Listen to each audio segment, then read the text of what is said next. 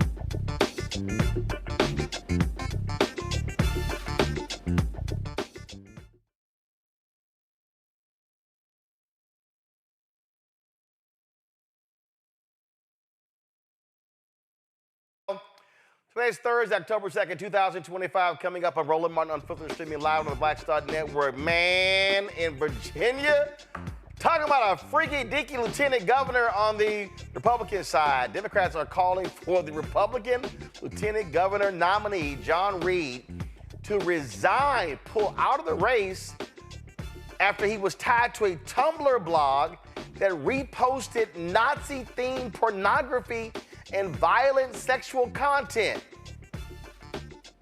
Damn, bruh. Trump spiritual advisor Robert Morris, you know that pastor in Texas who Trump was kicking it with? Yeah, he pled guilty today. He's going to prison for 6 months because he had sex with a 12-year-old girl. What is up with the party of family values? Day 2 of the Republican-led government shutdown. Federal workers could start receiving termination letters as soon as tomorrow. Damn, can we fire Trump? An organization is suing MAGA folks over the threat of mass federal layoffs. Federal troops have now been deployed to Democrat-led cities, including Memphis. You've got ICE folks in Chicago. We'll hear from 2 reporters at a black-owned news outlet in Chicago covering the militarization on the ground. Since the announcement of Bad Bunny headlining the 2026 Super Bowl, there are reports that ICE will have a huge presence at the game. Like, whatever. Plus, there's a new program being piloted in cities with proven strategies that have already cut shootings by up to 70%. We'll talk to leaders behind the initiative. Man, there's lots we got to talk about. So, it's time to bring the funk. I'm Roland Martin Unfiltered on the Black Star Network. Let's go. He's got it. Whatever the biz, he's on it. Whatever it is, he's got the scoop, the fact, the find. And when it breaks, he's right on time and it's rolling. Best believe he's knowing. Putting it down from sports to news to politics. With entertainment just for kicks, he's rolling. It's on go, roll, y'all. It's Roland Martin.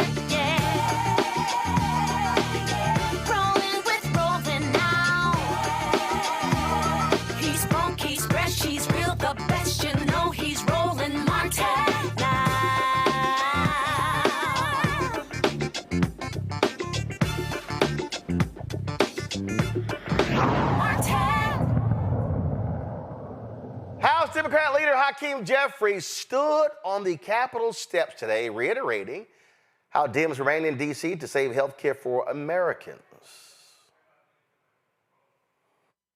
This is day 2 of Donald Trump's shutdown, but it's day 256 of the chaos that the Trump presidency has unleashed on the American people. Republicans have shut the government down because they don't want to provide health care to working class Americans. House Democrats continue to be here on duty.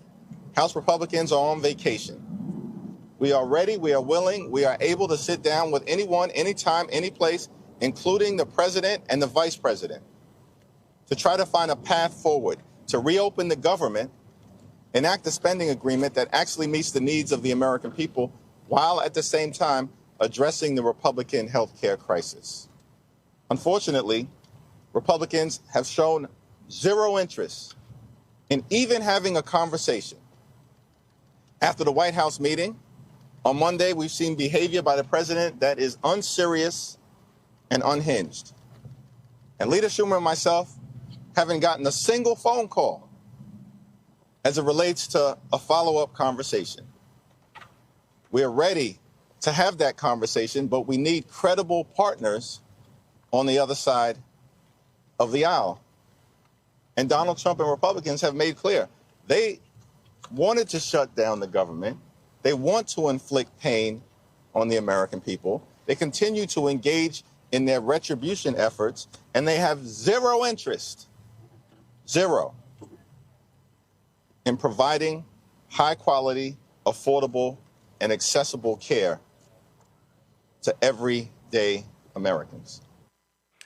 Well, Trump, of course, said the shutdown will result in mass federal layoffs. He's really been waiting for this. In response, the American Federation of Government Employees and the American Federation of State Talent and Municipal Employees, AFSCME, They filed a lawsuit challenging the Trump administration's threats. The suit claims that the Office of Management and Budget violated the law by threatening mass terminations. Katie Fang is senior advisor with the Democracy Defenders Fund. She also is with the Persist Network. Okay, Nola, calm down. No, y'all know Gumbo Queen. Y'all know Gumbo Queen. Nola Haynes is also on the Persist Network. So, she sends me one more damn text message like, "Oh my God, it's so great that Katie's gonna be on the show tonight. Oh my God, oh my God." Okay, all right. So let's get right to it. First and foremost, Katie, these nitwits literally tried to order federal employees to change their signature line to say, "Oh, we're not at work because the Democrats are the cause for this." Well, that was whack. And what's going on is that's a whole other Hatch Act violation moment. That's also a violation of other federal statutes to basically just have partisan hackery and forcing all of these federal agencies to. These are the out of office emails, Roland. These are the replies that you get if you email a government employee right now during the shutdown, and they're blaming the Democrats, which just goes to show how desperate the Republicans are. But the Hatch Act violations totally different than what we're seeing now. We just saw Donald Trump post today on Truth Social that this is the Project 2025 blueprint being met. This idea that if you have an agency, a program, a federal program that is no longer funded, and that is because of Congress not being able to continue appropriations and funding. Now Donald Trump is saying, with the help of Russell Vogt, one of his lackeys, that, you know what? If it doesn't meet with one of my priorities, I can kick it. I can get rid of it. And so it's not only just federal employees that are either working without getting paid or have been furloughed without money until we get the shutdown over.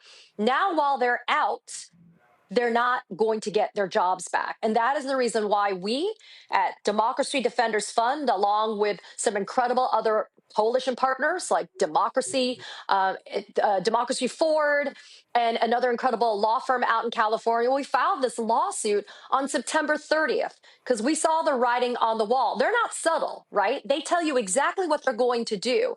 There's a memorandum I want to cite to, Roland, that was issued that said if it is an unfunded federal program, we consider it to no longer be statutorily required to be carried out. There's no authority for that.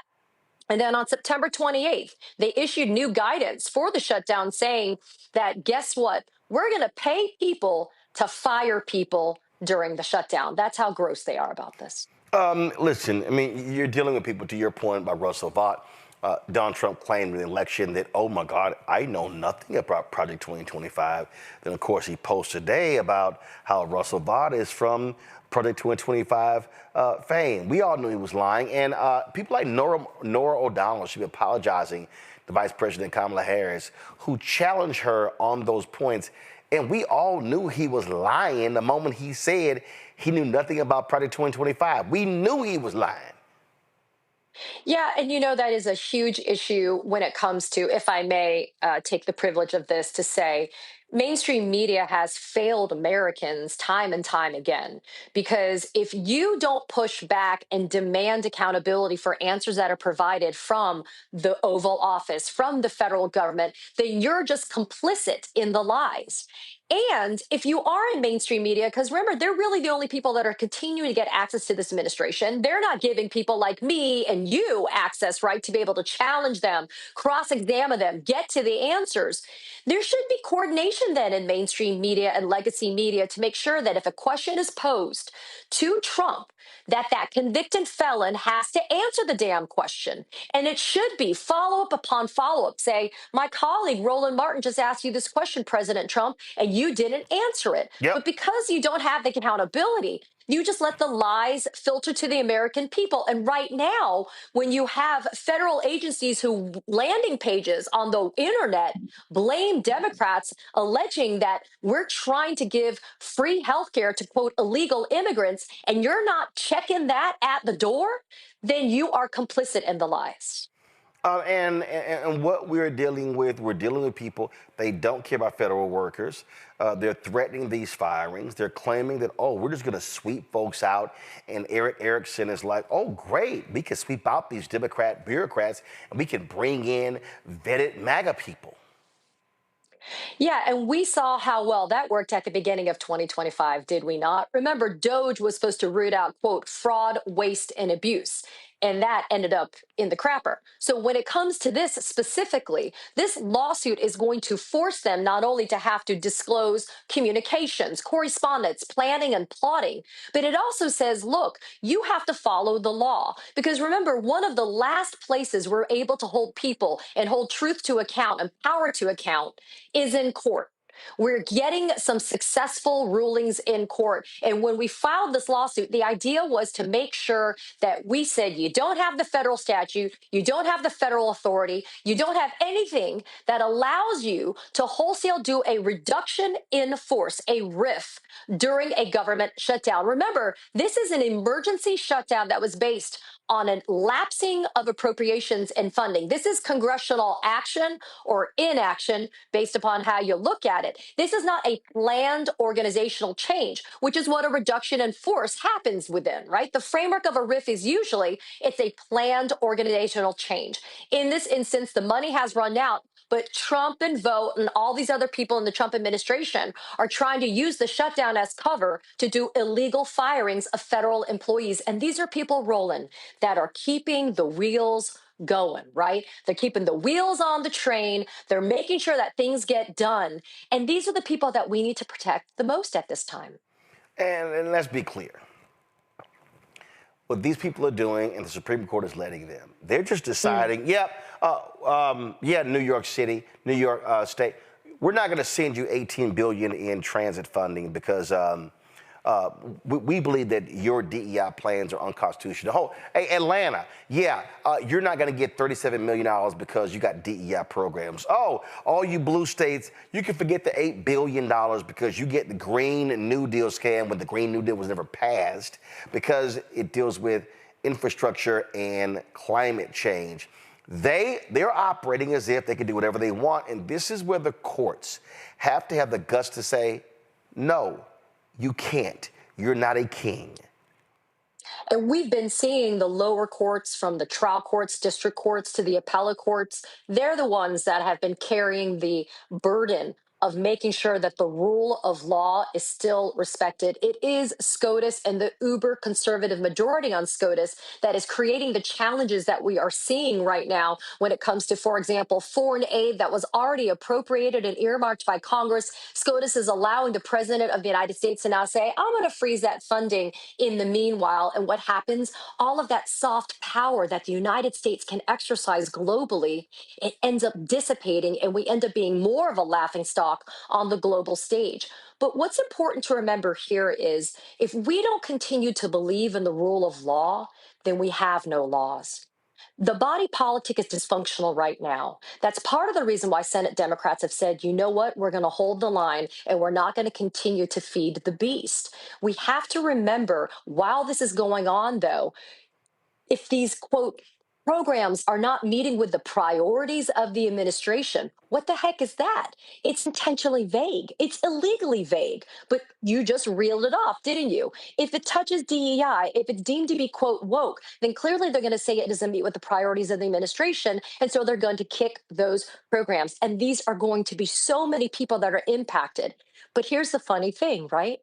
Rural America, when it comes to Trump's big bullshit bill, rural America in Republican jurisdictions and Republican states, they're going to feel it just as hard, if not harder, than some of these blue states. Because a lot of these blue states have been taking care of their residents, right? And so it's not just the government shutdown, it's a double whammy at the hands of the Republicans. It's the big bullshit bill and now the government shutdown.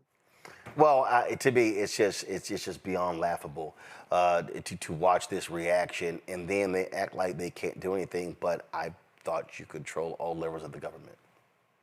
That's right. I call it a political power trifecta.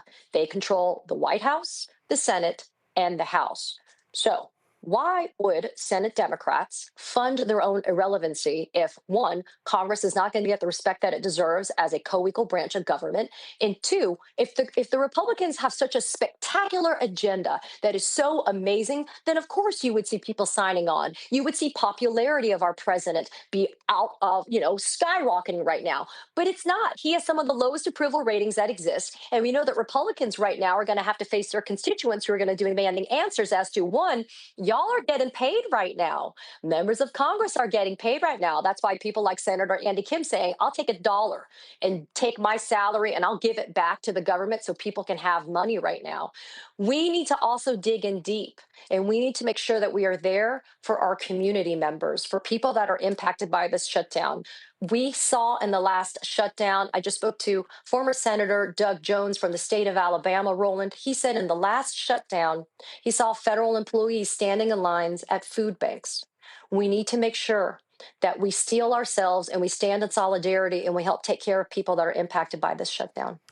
So I discussed this yesterday, and I think it still has to be the case. So with this lawsuit, how are y'all going to make regular, ordinary people the face of this? Because I think the issue that I have is this, and Bishop William Barber and I talk all the time. He's always saying you gotta have impacted people. You can't have Democratic politicians, you can't have lawyers, you can't have strategists. You need to have people, families. People need to see real people who are impacted by this, not politicos. What is your plan to do that moving forward after filing this lawsuit? Well, let's speak bluntly, right? There's the court of law. There's the court of public opinion. We can ring true in a court of law, but if you don't feel the reason behind what we're doing in that court of law, and if you don't understand what we're up to in the court of public opinion, then I have failed in what I am tasked to do, Roland. The plaintiffs in this case, as you reeled off at the beginning of this segment, they are AFL-CIO, American Federation of Government Employees. These are people that are federal employees. They are healthcare workers. They are sanitation workers. They are childcare providers. They are people that are making this country run. And they are the people that are under the gun right now of potentially being fired by this horrific, draconian, disgusting Trump administration.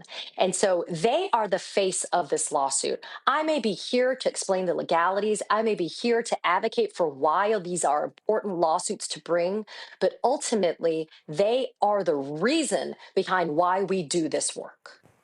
Absolutely. I'm going to go to my panel for a series of questions. Joining us right now, Reese Colbert, host of the Reese Colbert Show out of Washington, D.C., Sirius XM Radio's. Reese, what's your question?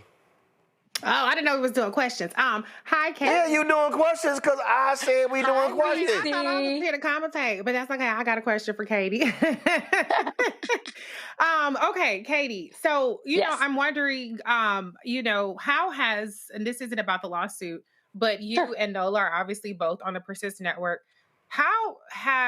What's your read on how the Democrats on the Hill have been activating all facets of alternative media, including the mainstream media and social media? Because I've seen their social media presence, but I still feel like they haven't left, they're not in a no stone left unturned kind of mode. And they're starting to get outgunned in this, messaging war with their Hatch Acts violations. So I'm just curious about your level of engagement or your read on that. Yeah, look, I can't speak in generalizations, right? I'm going to be very blunt. I think that there has been an incredible lionization of members of Congress that's not fair, meaning I don't really think that they should have celebrity status the way that some of them have. There's a handful of them that have realized that independent media is really the frontier to be. Why? Because we have a huge reach and impact.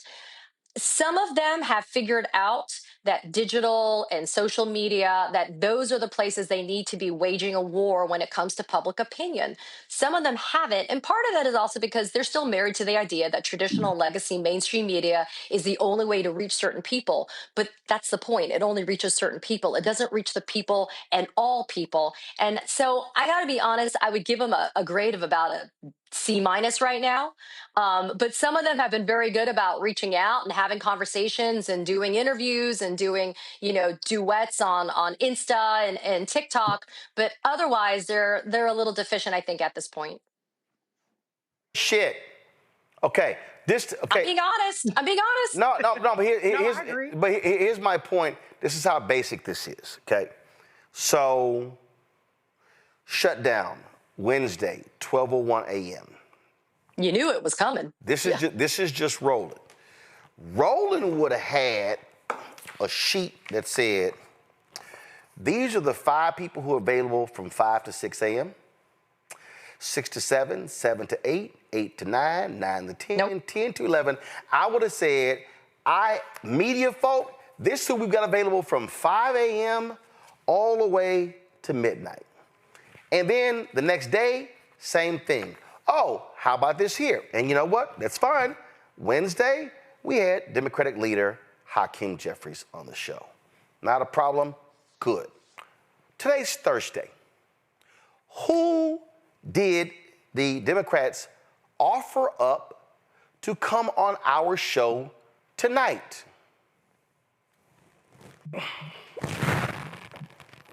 I'm looking. Nobody. That's the point, right? Okay. You knew this was happening, right? That's kind of dumb.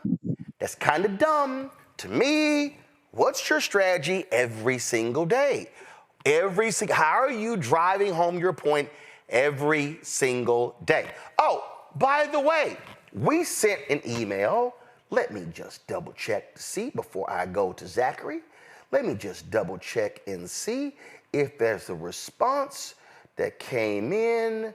No, I personally sent an email on yesterday asking for Senator Chuck Schumer to come on this show.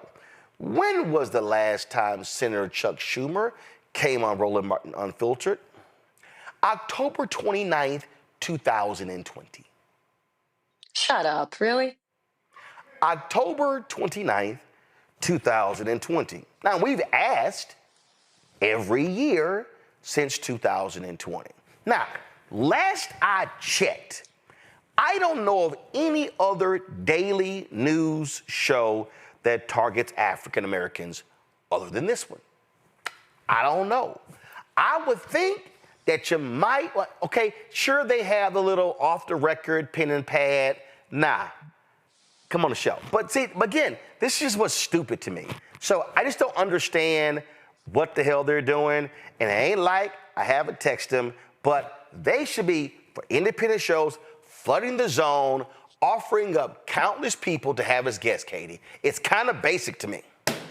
You don't have to have a background and comms to be able to know that that's what it is. It's called flood the zone. It's the only way to combat the ecosystem that's been built effectively over years. We are behind the 8 ball when it comes to communications, messaging, when it comes to the Democrats. I'll give you a really quick anecdotal example. There's a guy that went to trial in federal court here in Florida for allegedly attempting to assassinate Donald Trump on the golf course at Mar-a-Lago, right over there.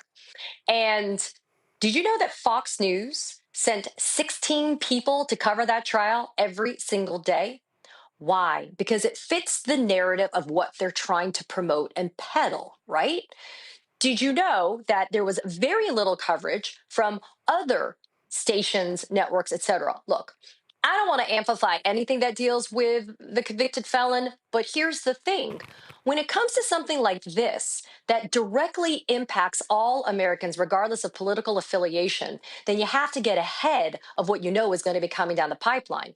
It was no secret they were going to be accusing Democrats falsely of giving free health care to illegal immigrants. They are using immigration as the boogeyman to be able to justify federalizing cities, going in, bringing in the National Guard, bringing in the military, continuing a campaign of intimidation and fear. This lawsuit combats that same concept. Let me cow you into submission. Let me make you scared into thinking that if you don't follow the party line, you're going to get your ass fired. That is completely consistent and on brand with who they are. Here's the thing that's absurd about it. They are so unoriginal. There is nothing original about what they do and how they roll it out. The only impressive thing, Roland, is, and I will admit it, they've done it a lot faster, a lot more efficiently, and a lot more powerfully in a shorter window of time than I anticipated from them. Otherwise, we all knew that this was going to happen. Zachary? Agree 129%. Katie, it's great to have the chance to dialogue with you, and great to see my friends, Dr. Nola and Reese, who I know is having a birthday soon, the prettiest Libra in the world, the gifts of Venus. Always beauty to her children. My question is really, when we look at the shutdown, we look at what's happening, what do you think will be the harshest, most immediate effects on American families? WIC. The nutritional supplements that are provided to women, infants, nursing formula, that's gone in less than a week. That's nearly 7 million people that are impacted when WIC is gone. That, I think, is going to be the harshest thing that we're going to feel in America in the most immediate of senses. Why? Because remember I talked about that double whammy? A lot of that big bullshit bill impact is not going to be felt in a huge way. American farmers are seeing it a little bit. That's a little bit more tariff related. But a lot of that big bullshit bill stuff is not going to be really felt until 2026. This shutdown is going to take a little bit of time. People are going to feel more of an inconvenience at the beginning. But things like WIC being gone, forget it, man. That's a lot of money and it's gone. All right. I guess I'll let Nola ask a question. I guess. Nola. I guess I'll let her ask a question. Lord, Katie, the stuff I got to go through with this man. I'm just glad your Wi-Fi worked this week. I'm gonna be so. And I'm just glad you're not on mute this week. So the little blessings. The little blessings. And I'm not about to get real colored right now, Roland. The little blessings. Praise the Lord. Thank you, Jesus. Thank you very much. Yes, I'm gonna Lord. go ahead and ask our guest, Katie. Thank you so much for being here tonight. The one thing that when I was reading through the case, I'm sitting there and I'm reading it and I'm getting it and I'm feeling it. And, as an ex-government employee, I'm appreciative in many ways that this is happening. But then I think about the Supreme Court. And when I think about the Supreme Court, the kind of air beneath my wings kind of deflate very quickly. So how is the legal community thinking about this current Supreme Court and how many times they actually give Trump what they want? And could this be one of those times? And if so, what happens next? Yes, I'm not going to BS you, right? You have to prepare for the worst. And part of what's frustrating is the Supreme Court in an unprecedented manner has been taking these, quote, emergency applications on the shadow docket and doing so at rates that have never been seen before. And when they issue their rulings on the shadow docket, several of which have been bad, adverse, impacts on Americans, they do it without any explanation. And so it kind of leaves the lower courts to have to guess how they're supposed to be able to move forward, because a lot of these rulings that come on the shadow docket, they're not substantive rulings on the merits of the case. They're more the temporary stays, the injunctions, et cetera. So when we file these lawsuits, we have to anticipate the worst from SCOTUS. But I always want to remind myself a saying that was one of my late father's favorites and one that I like to use, which is, how do you eat an elephant? One bite at a time. If we don't continue to persevere, if we're not relentless in pursuing justice and defending and pursuing the rule of law, then we've failed everyone. And we cannot allow ourselves to not take these lawsuits, challenge this administration, and go to court and fight for people, especially Americans and our federal employees, simply because we think that we could get an adverse ruling from the Supreme Court of the United States down the road. I will bet my bottom dollar if we get something good from this case, it'll go on an emergency application to the Supreme Court of the United States, right? But I can't worry about that right now. I can plan, I can strategize, I can game it out, I can figure out that that's a possibility, but I got to look at it as in we are only pursuing what we can, and that's right and just, because look, we have to be on the right side of history on this. When people later on look and see, what did you do during this time? I can't say that we just stood on the sidelines and did nothing. Mm-hmm. Absolutely. All right, Katie Fang, I appreciate you joining us. Tell folks where they can check out your show. Oh, that's so kind of you. So I am on YouTube at Katie Fang News. I also do this great segment called Wait a Damn Minute on the Persist Network, where Dr. Nola Haynes also has her program Yeah, you ain't got to Nightcap. mention her. You ain't got to mention her. Oh, I will always pitch her. Are you kidding me? Look at Nola. And I'm on at Katie Fang. That's PHANG on all social media. But I appreciate the privilege of y'all's time and to all of the people that are tuning in. It really is an honor to be able to spend some time with you guys tonight. All right, glad to have you here. Appreciate it. Thanks a lot. Bye, y'all. Folks, gonna sit here, go to a break. We come back, more on Roland Martin Unfiltered on the Black Star Network, including one of Trump's spiritual advisors. His punk ass is going to prison because, yeah, he sexually assaulted a 12-year-old girl. And he claimed he loved Jesus. Really? Back in a moment. In my book, The Power to Persist, I share 8 simple yet powerful habits, a blueprint for transforming obstacles into opportunities and pressure into purpose. Just as they fueled my rise from the south side of Chicago to a national stage. And on the Power to Persist podcast, I bring that blueprint to life.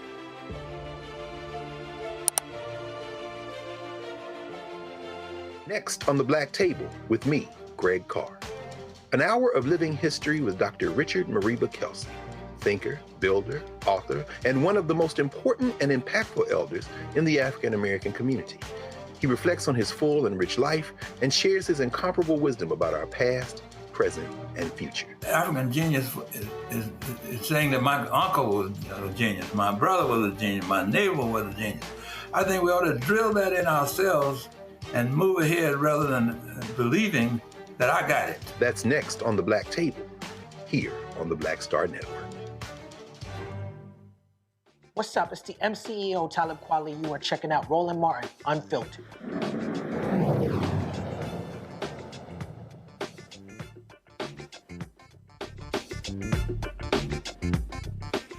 All right, now it's time for the freaky ass portion of the show. A pornographic blog linked to Virginia Lieutenant Governor candidate, Republican Lieutenant Governor candidate John Reed, shared content from accounts that delved into Nazism and sexual violence. Reed has denied owning the blog, which appeared on Tumblr under the name J.R. Doe, D-E-U-X. The same handle he happens to use on Instagram and TikTok. Reed called the blog part of a coordinated smear campaign against him for being a gay Republican. But its posts date back to 2014, before he entered politics. In one 2015 post, J.R. Doe shared an image of a male college student in underwear from the user Obedian Niggard, whose bio described themselves as a subservient nigger who knows his place in society, and solicited contact from, quote, superior white men in Washington, D.C. That account has also posted images of men with white supremacist tattoos, including a close-up of a chest inked with a swastika and caption, "Fucking nice WP Inc. M88. WP stands for white power. M88 is neo-Nazi code for Heil Hitler."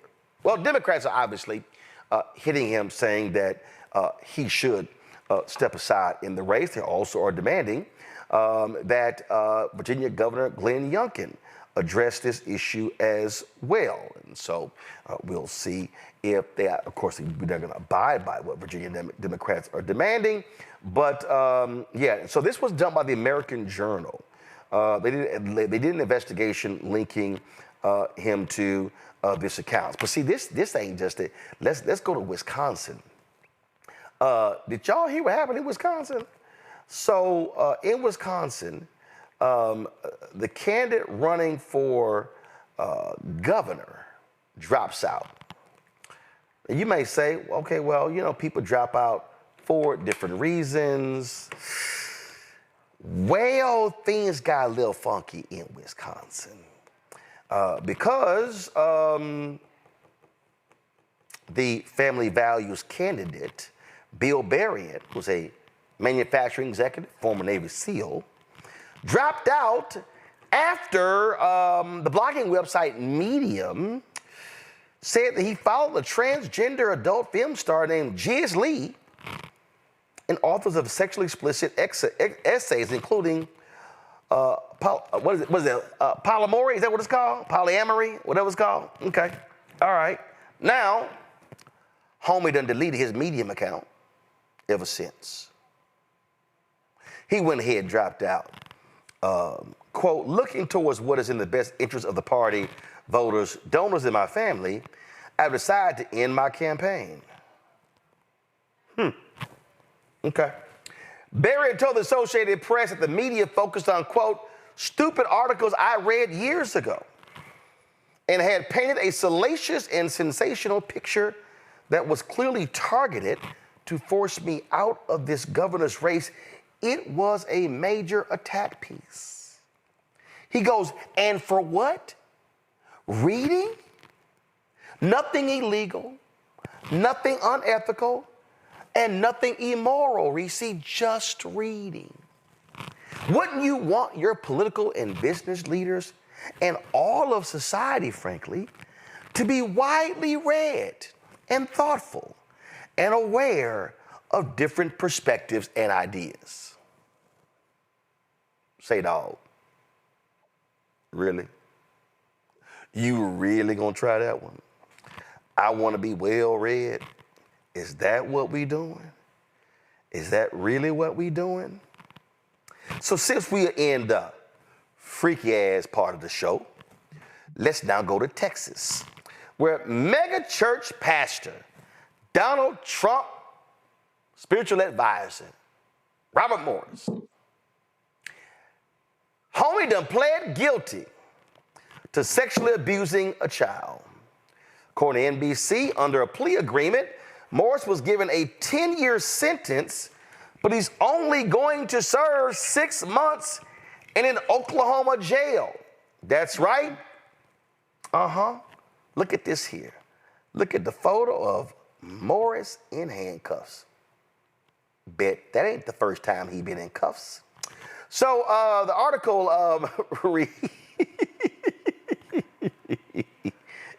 So Morris is 64 years old, and this happened when he sexually abused a girl in the 1980s. So when you read the article, so you see right here, this woman, Cindy Clemenshire, she accused Morris of molesting her when she was 12 years old. She actually was in the courtroom, surrounded by family, and Morris actually accepted responsibility. And remember, they were running from this. Now, y'all, oh my goodness, he founded Gateway Church in 2000. It's in South Lake. Oh man, it's so many white conservatives go there. They are all MAGA. And boy, ain't this something? I mean, my goodness, Reese, we got the sexually abusing pastor in Texas. We got the Nazi freak in Virginia. We got the super freak in Wisconsin. Man, that's a trifecta for the party of family values. Yeah, it's a bunch of nasty ass motherfuckers and some criminals. Yes. Y'all nasty. Y'all nasty as fuck. Easy day. And that pastor, what part of the Bible is that? You gonna burn in hell. How about that? Okay, you might get 6 months in jail, but you're burning in hell for eternity for doing that shit to motherfucking kids. This is crazy. The guy talking about well-read, y'all are the party of book banning last I checked. So y'all don't give a damn about being well-read. Y'all don't give a damn about learning.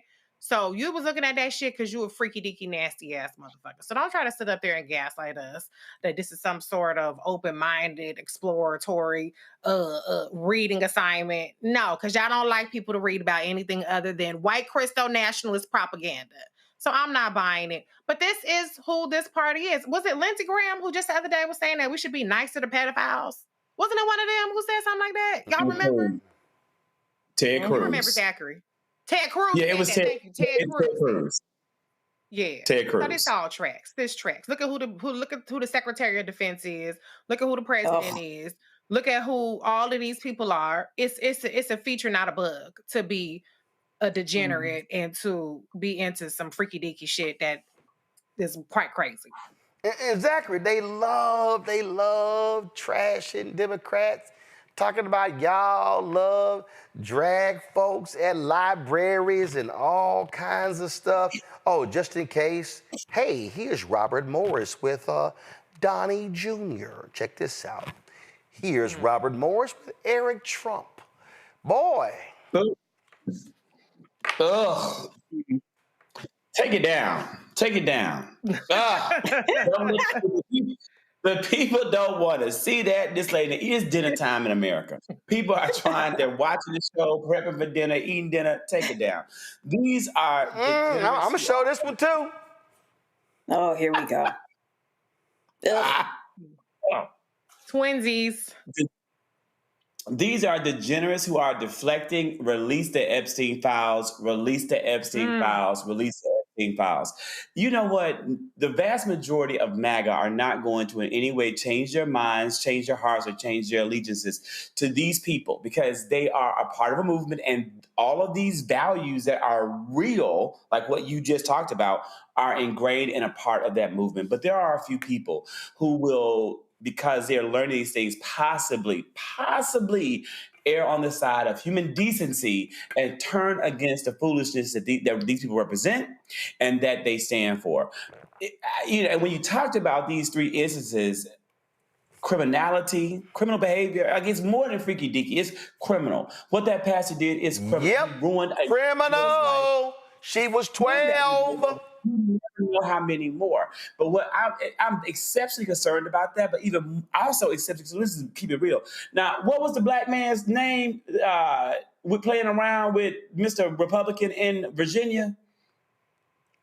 Oh, well, now here's the deal. Now, Reed said, here's the deal. Reed says it's not true. He says, No, hold on, wait. I'm going it. Reed says the story is not true. He says the story is false. He says it's malicious. So this was reported. So I'm stating what he said regarding the story. But hold on. But before you go there, I do want to do this here because I saw this great compilation of Morris out of Texas, and I'm like, okay, I gotta play this. Watch this. Oh, here we go. It's the best way for me to come clean. It has taken years for me to get over the images and the things that I saw that no person should have ever seen. Are y'all hearing me? Rape. Why was it so easy for me? You learned how to lie. I was very, very involved in sexual immorality for many, many years. And I will plow longer than what you expected. It's easy for me to say I used to be on drugs. I had this kind of sick feeling. And I want to tell you everything that I've ever done. But there's a shame. 12 and under is a child. If you're looking at pornography on the internet, tell us. And you'll say, what are you bringing that into my field for? It's not right. It doesn't look right. It doesn't smell right. And so I said to the Lord, well, Lord, I know that you've declared me not righteous. I was a fornicator. And then there were also a couple of guys allowing Satan to work in that area. You have to sneak around to do it. I looked for the girls that would be the most susceptible. Dig deeply into your field, much deeper than what you thought or what you expected. Satisfying an appetite that you created. Immorality came easy for me. Pornography, premarital sex, temptation. I was very immoral, and I was immoral a lot from a very early age. You shall be plowed. I was the guy that involved with the immorality. Could meet a girl and be immoral the same night. You and I know the truth. You and I know I really am guilty. They understood that was wrong for a man to force himself on a woman. Great people. Great people with a great reputation, I have to say that. Great reputation. Cut, Zachary. That was cold-blooded. Shady Grove. Listen, that you just, and then I kept looking at his hair. Thank you, Jesus, for blackness. Thank you, Jesus, for blackness. Thank you, Jesus, for blackness. And that's why I'm concerned, when there was the alleged black man and the alleged whatever that other guy did, the Republic. I'm so sick of certain groups infecting our community with their degeneracy. That's what I wanted to say. Keep that shit out of our community. Stop embracing it. Stop embracing these people and their perversions. So I want to put that piece in, Roland. Well, I mean, I just, again, they love Nola saying all sorts of things. And so, I mean, we might as well just share a little bit more video of Robert Morris and Trump sharing a stage in 2020.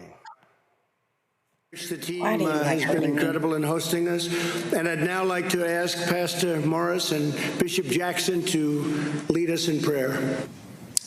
Well, Robert Morris just resigned from his church following allegations that he sexually abused a child. In a statement to an evangelical news site, Morris said he was involved in an inappropriate... Now here's the crazy thing. Now, what he said with Nola was he was involved in an inappropriate... That's with a young lady. He never really explained. He called it inappropriate sexual behavior with a young lady. So when that happened, people were like, okay, was she 18? Was she 20? And she was 12. He was 21. This is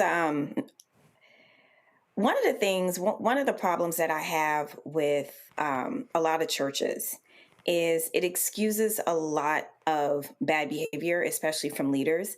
And that really is a tension that I have. I have my own baggage. I have my own trauma growing up Catholic, going to a school where a priest was actively molesting my friends. That happened. So when it comes to issues like this, and then when it comes to, the way in which the institution can rally around you, can make it seem like those horrific and horrible criminal acts were somehow just, they were just sinful and flesh is weak and all of these things. So I really struggle with the idea of forgiveness and then the way that many churches just kind of ignore criminality. And this is one of those moments for me, not to mention that you have all the receipts of this person buddy with all of Trump world. None of that is surprising. It almost mimics, some of the behavior, some of these institutions that completely just ignore and normalize a lot of these behaviors from these leaders. MAGA is the same way.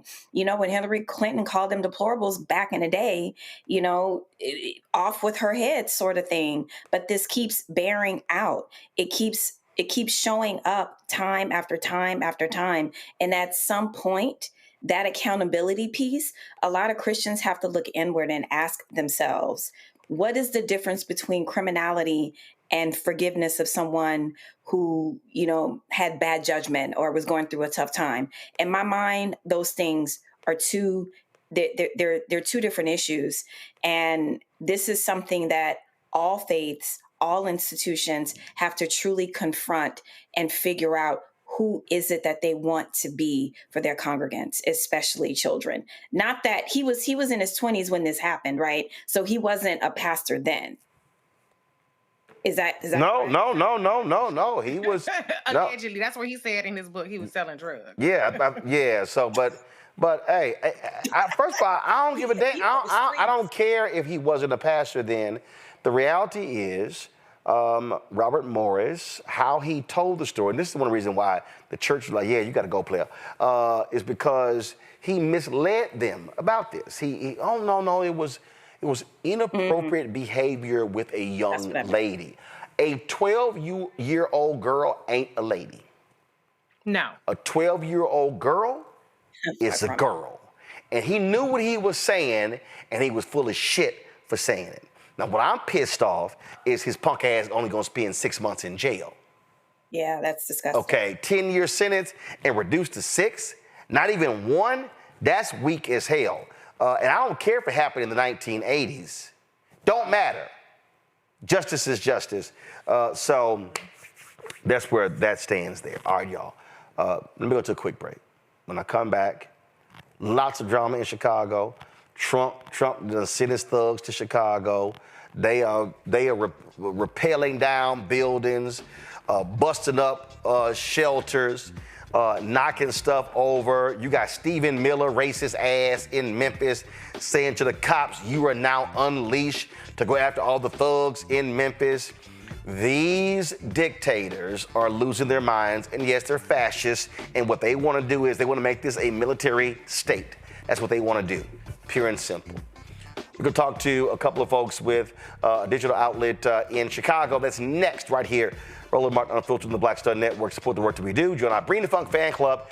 Your support is critical, folks. If you want to contribute to us via Cash App, do so using the Stripe QR code. You see it right here. Also, that's for Cash App, credit cards as well. PayPal's R Martin Unfiltered, Venmo's RM Unfiltered, Zelle, Roland at RolandSMartin.com, Roland at RolandMartinUnfiltered.com. Check some money order, make it payable to Roland Martin Unfiltered, P.O. Box 57196, Washington, D.C. 2003 7-0196. Back in a moment. They said the quiet part out loud.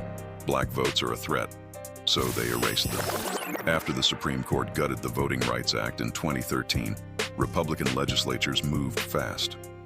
New voter ID laws, polling place shutdowns, purges of black voters from the rolls. Trump's Justice Department didn't stop it, they joined in. In 2018, his DOJ backed Ohio's voter purge system, a scheme that disproportionately erased black voters. Their goal, erase black votes and political power. Yeah, that happened. These are the kinds of stories that we cover every day on Roland Martin Unfiltered. Subscribe on YouTube and download the Black Star Network app.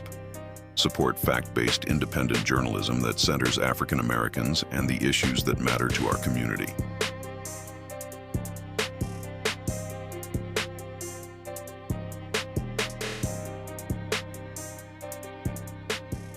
This week on The Other Side of Change. We are talking about our North Star, our luminary, our guide, Assata Shakur, who recently passed away in Cuba.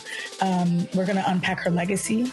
I refuse to allow Assata's legacy to die before children that aren't even born. Like our babies that aren't even born must know her and must know her. And that roadmap is going to get us closer to liberation. You're watching The Other Side of Change only on the Black Star Network.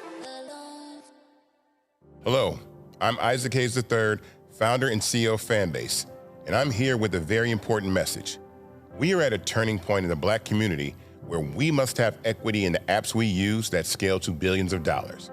But this time, we own the infrastructure, we own the culture, and we shape the future. And Fanbase is the future.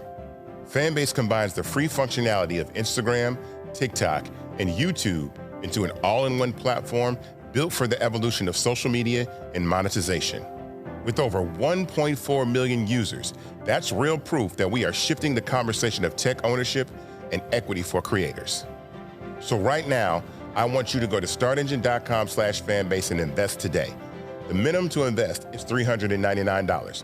That gets you 60 shares of stock in Fanbase at $665 a share.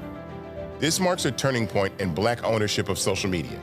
If we don't take this opportunity to own social media right now, we will always be customers to our own creations. And that can't go on. So once again, go to startengine.com/fanbase and invest today. We must own the platforms where our voices live, our stories matter, and where our culture drives the world. Thank you.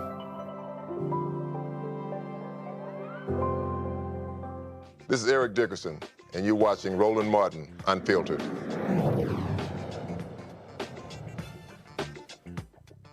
All right, folks, Donald Trump's patrol agents have been in Chicago, walking in packs along Michigan Avenue where there's just so much crime happening. They're also monitoring other popular downtown destinations. Last week, the Department of Homeland Security reported that more than 900 arrests have been made as federal officers continue to target what the administration describes as the worst of the worst. In 2016, filmmaker Morgan Elise Johnson and journalist Tiffany Walden launched The Tribe, that's with 2 I's, a digital media platform designed to reshape the narrative of Black Chicago. They've been covering the increasing militarization of Chicago. They join us right now. I'm glad to have both of y'all here. So for the folk who have been following, so how have y'all been covering this on your platform? For sure. Thank you for having us on the show, Roland. Since Trump announced in August that he was interested in sending troops here to increasing the immigration enforcement here in Chicago. We just hit the ground running, and we've been covering every single day a lot of the ICE activity that's been happening here in Chicago, and it started out, in the surrounding Chicagoland area in the suburbs, and now, it's in the city. And just this past week, it started to reach Black Chicago neighborhoods of South Shore, of Bronzeville, and just yesterday on the west side of Chicago, where we're located, a man was put in a chokehold by a federal agent, a Black man, in fact, was put in a chokehold by a federal agent here on the west side. So it's ramping up every single day here in Chicago, and I don't think that it's getting the national attention because everyone's so focused on the troops coming here. But this is a militarized federal enforcement activity that's happening here in Chicago, and it's terrorizing all communities, including the Black community. This is your website right now. You see it right here. You see the story. Video shows feds choking a Black man in East Garfield Park. The next one, new details emerged surrounding incident that led to a Black man being choked by the feds of Chicago. Federal agents again record observers. Others load older man into. So y'all really on top of this. And how have people been responding? Have you seen an increase in traffic? Are you seeing people sharing information and really going to y'all on this? Our web traffic has like tripled. We're seeing historic numbers on our website. People are really wanting to know what's happening in regards to ICE and this militarized force that's coming to their neighborhoods. Chicago is a place where I think a lot of people focus so much on the city, but the immigration tactic that they're using here does include the suburbs. And so now you have suburban residents, volunteers, city organizers, everybody's working together to try to be there for each other and support each other. And, for us, we're even talking to people in LA and DC. We had a LA publication reach out to us, LA Taco, to talk about, the work that we're doing and the collaborations that we're doing with other independent media. And the same thing with DC. We have a story on our website right now where organizers are giving advice to Chicagoans on how to deal with such militarized force in the city, since they've been dealing with that already. So we're seeing a lot of, I hate to say positive response, but we're just seeing a lot of response and gratefulness for our coverage here in Chicago. We've seen journalists being targeted as well. Have your journalists encountered any issues as it relates to being out there reporting? Well, the tribe has working with a collaboration of about 10 local independent organizations. So although none of our journalists have been targeted at this time, one journalist who we've been working with at a publication called Unrivaled was detained by federal agents at a Broadview ICE detention facility, which is a couple of miles west of Chicago.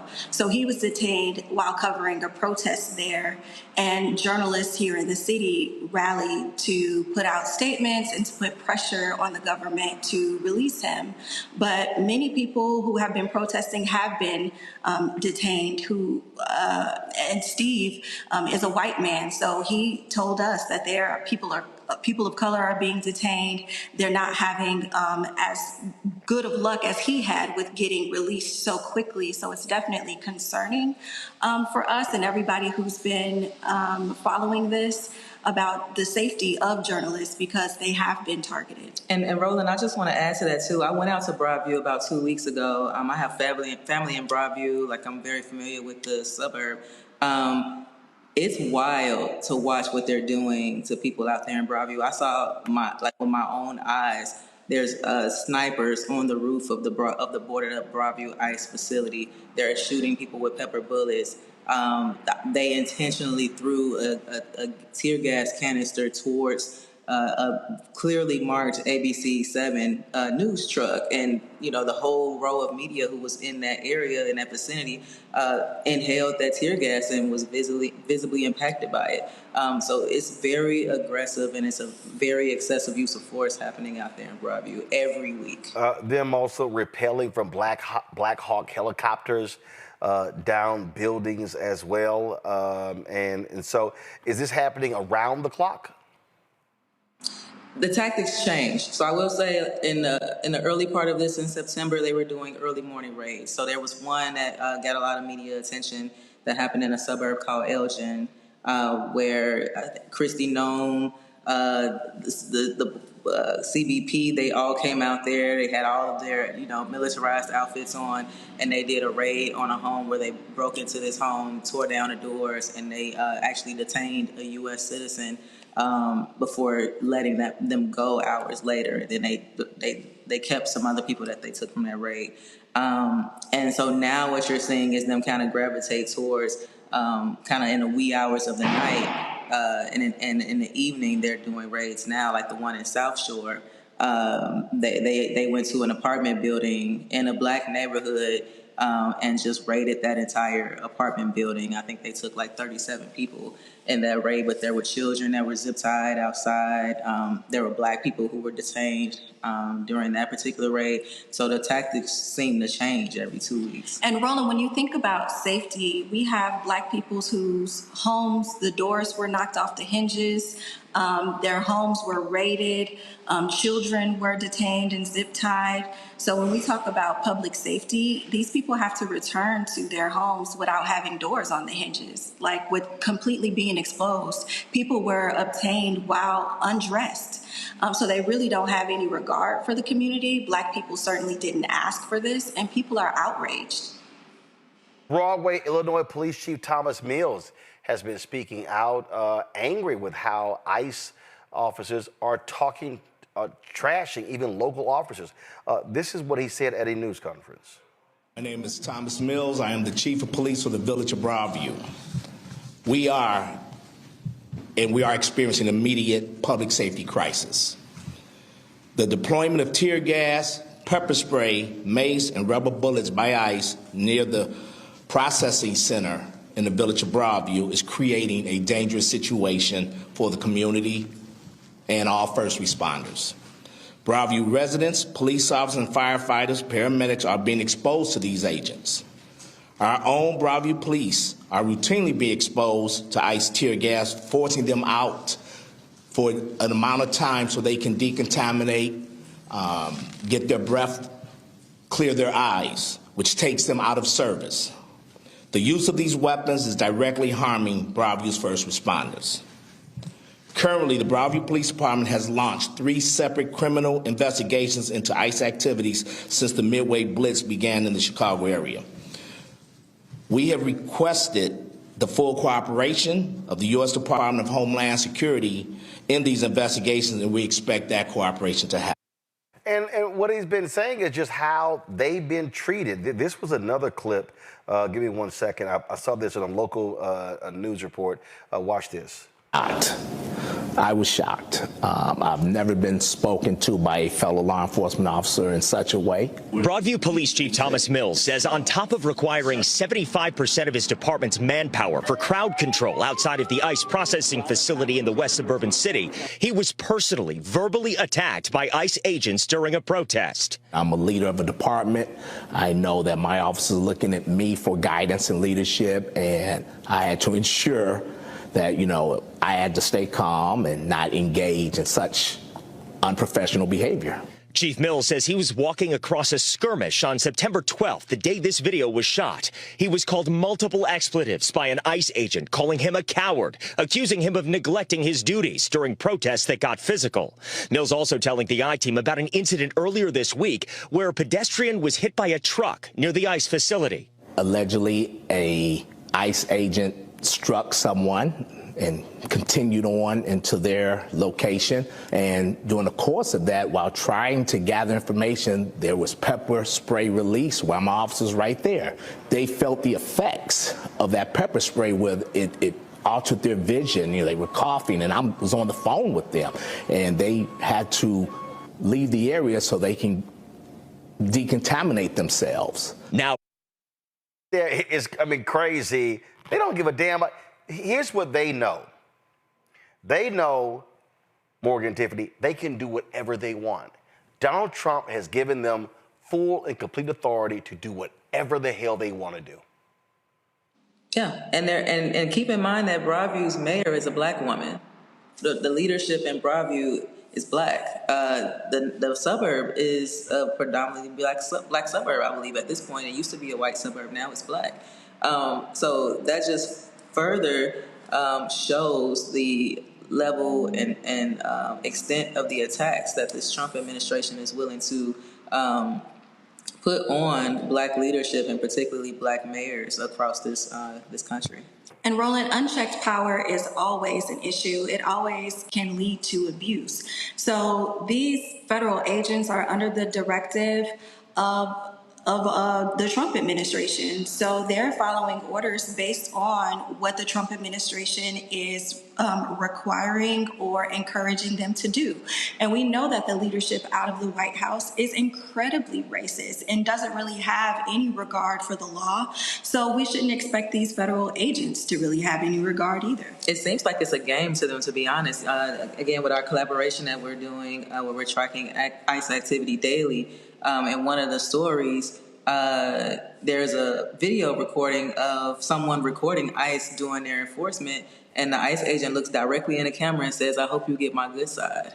So it's like, this is a game, to them, that they're, acting out whatever it is that Trump and them are trying to achieve with it. But they have no regards for humanity or respect for people or anything in the actions that they're doing. Questions from the panel. Zachary, you first. My question is, I'm looking at and thinking about all of my, supporters, followers, people out there on social media who are going to see this in clip, taking key parts, making content around it. What is the top line message that you want to get out to the people in terms of how people in other parts of the country can support Chicago and the work that you guys are doing? Well, so many people are asking us, what can local governments do? How can we resist? How can we fight back? We definitely encourage people to lift their voices, spread information, know their rights, know that your local government kind of has their hands tied. The way that they can fight back is really in the courts. But when it comes to the Department of Homeland Security, that was created by Congress. It's going to take acts of Congress in order to reel this back. So this is about Republican leadership owning this, and these failed policies and their failure to hold Donald Trump accountable. The only way this stops is if Donald Trump is removed, or by an act of Congress, or if ICE is defunded. And that is all in the hands of our Congress. So this is about, how do we organize, how do we mobilize people to make sure that there are public officials in place who can reel back all of this unchecked power that's coming out of Washington. And to add to that, for me, a big takeaway is coming out of yesterday's story regarding the black man who was put in a chokehold by the federal agents. There was witness video that you can hear people in the background saying, he's not an immigrant. This is, y'all only supposed to be choking Mexicans and things like that.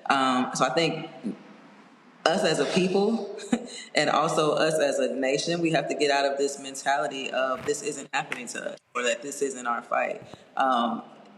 This is everybody's fight, and that if it's not impacting you right now, it's going to impact you eventually. And I think yesterday, the black community woke up, or at least this week, starting with what happened in South Shore. I think there was a homeless shelter in Bronzeville that a black pastor has been speaking out about. And then now what happened on the West Side. People are waking up to see that this level of just ruthlessness from the Trump administration is going to spread outside of the immigrant community. And I'm seeing people wake up at this point. Hey, what happened to that loud-ass MAGA Negro in Chicago, Chicago Red or whatever? Has she been running her mouth? They're celebrating. They celebrated what happened in South Shore during the raid at that apartment building because I can't remember if it was DHS or if it was CBP, but one of one of those agencies came in and said that they detained 37 people. And for them, that's the win. They're just like, yeah, get these Venezuelans, get these people up out of here. So they're still around, but people just, Yeah, but I just want to say that that's not a real movement that has a lot of steam here in the city of Chicago. Oh, no. I understand. Yeah, I know about the movement, but noise, but yeah. right, they make a whole bunch of noise, but again, these are the folks who are always attacking Mayor Johnson, always attacking Democrats, claiming they stand up for black people against so-called the invasion, but I was wondering if they got anything to say about black folks being attacked, being impacted. You talked about the pastor's been speaking of, that's Pastor Chris Harris. Listen to this right here. From ICE and Customs and Borders Patrol stormed and raided our Bronzeville homeless shelter that the city of Chicago asked our CDC to manage. Their actions traumatized our residents, unsettled our neighbors, and shook the very staff who sacrificially served the 260 men and women who called this shelter home. Without warning, 7 to 8 unmarked vehicles arrived.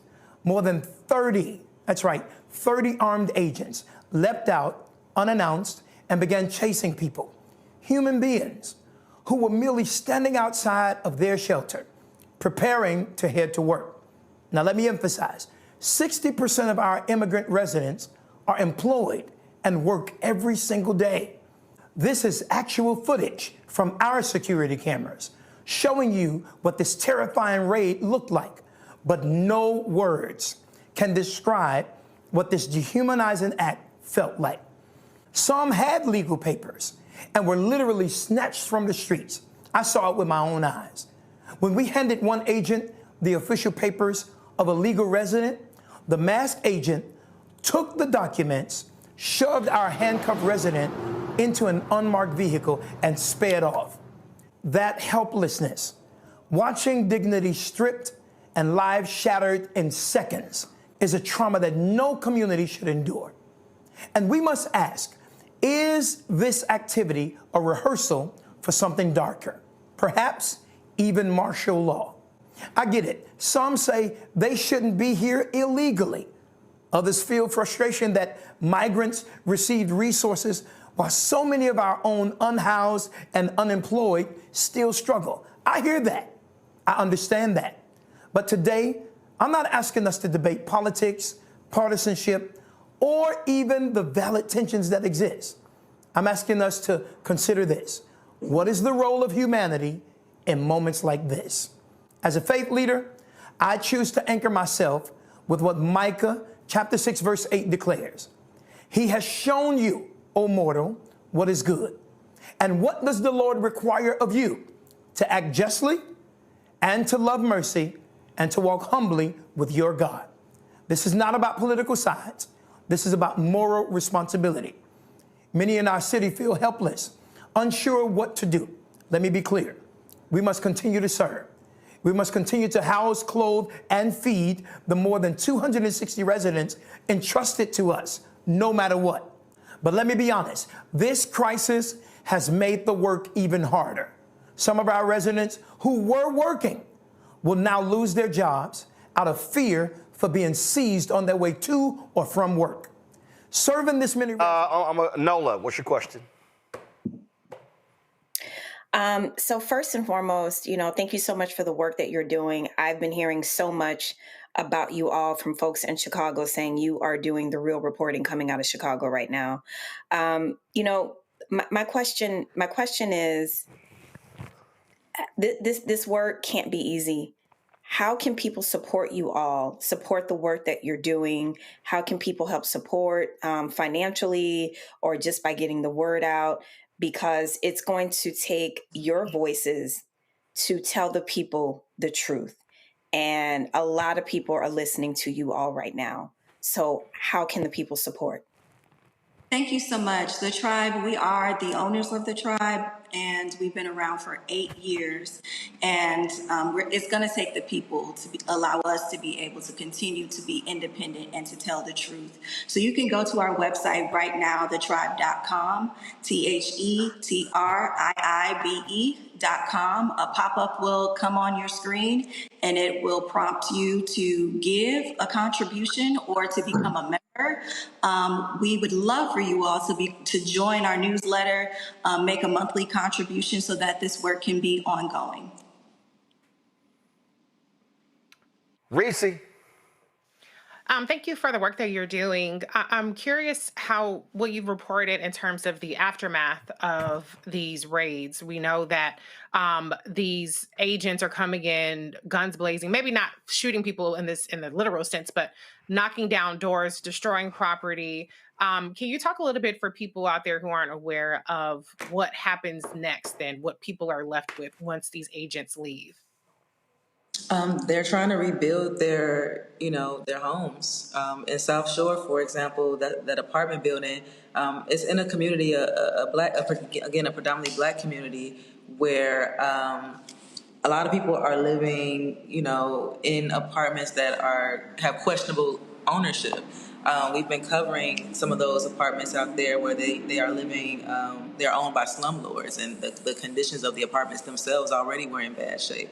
So now on top of, already having that tenant fight of trying to have equitable housing, they now have to rebuild after ISIS just plowed through their living spaces and just left it in complete shambles. People's doors are off the hinges. People who had become friends with some of the Venezuelans who lived in that building, like now their neighbors are gone. The kids are gone or are uprooted. So yeah, people are just trying to figure out how to put the pieces back together. And there's a lot of organizations in Chicago, rapid response organizations, and different activists on the ground who are speaking with residents and trying to help them rebuild after this. All right, folks, if you want to support the tribe, pull up my iPad, please. If you go to TheTriibe.com, you see they have their reshaped newsletter. You can do monthly or annual. You can do 10, 20, 50, or even custom amounts. So you got that right there. So please check that out and to support. Again, this is right here. If you go to their main page, you'll see their stories right there as well. You can get their alerts. Pull up their social media stuff. Do y'all have it? Y'all do a graphic of their social media stuff? All right, we should have a graphic of their social media stuff. Hold on, let me go to it. All right, let's see here. So you can follow them on Instagram. Let's see here. You can follow them. Well, we'll pull it up. But again, they're on Facebook, Twitter. I don't call it X. Instagram, YouTube, as well as TikTok. So check them out. And I expect to be seeing that shirt in my mailbox next week so I can wear it. It's on the way. I promise you it's in the mail. So I can wear it on the on the show and so represent. So great work. So please, y'all, go to the tribe, TheTriibe.com. Morgan, Tiffany, thanks a lot. Thank you for your support, Roland. Appreciate it. Thank you very much, y'all. Going to a break. We'll be right back. Support Black-owned media, y'all, on the local level, the national level. We'll be right back. In my book, The Power to Persist, I share 8 simple yet powerful habits, a blueprint for transforming obstacles into opportunities and pressure into purpose. Just as they fueled my rise from the south side of Chicago to a national stage. And on the Power to Persist podcast, I bring that blueprint to life.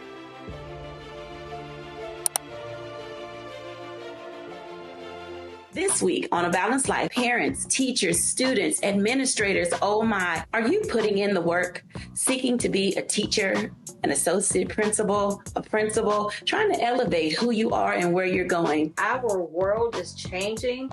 For veteran teachers, we have to be able to usher in students into a ever changing, ever-evolving world. If we have this triangular effect, we will create a successful student who will be able to just thrive wherever and in any situation that they're placed in. Join us this week on A Balanced Life with Dr. Jackie here on Black Star Network. Melanie Campbell, National Coalition on Black Civic Participation and Black Women's Roundtable. And we are watching Roland Martin Unfiltered all day, every day, 24/7. Spread the word.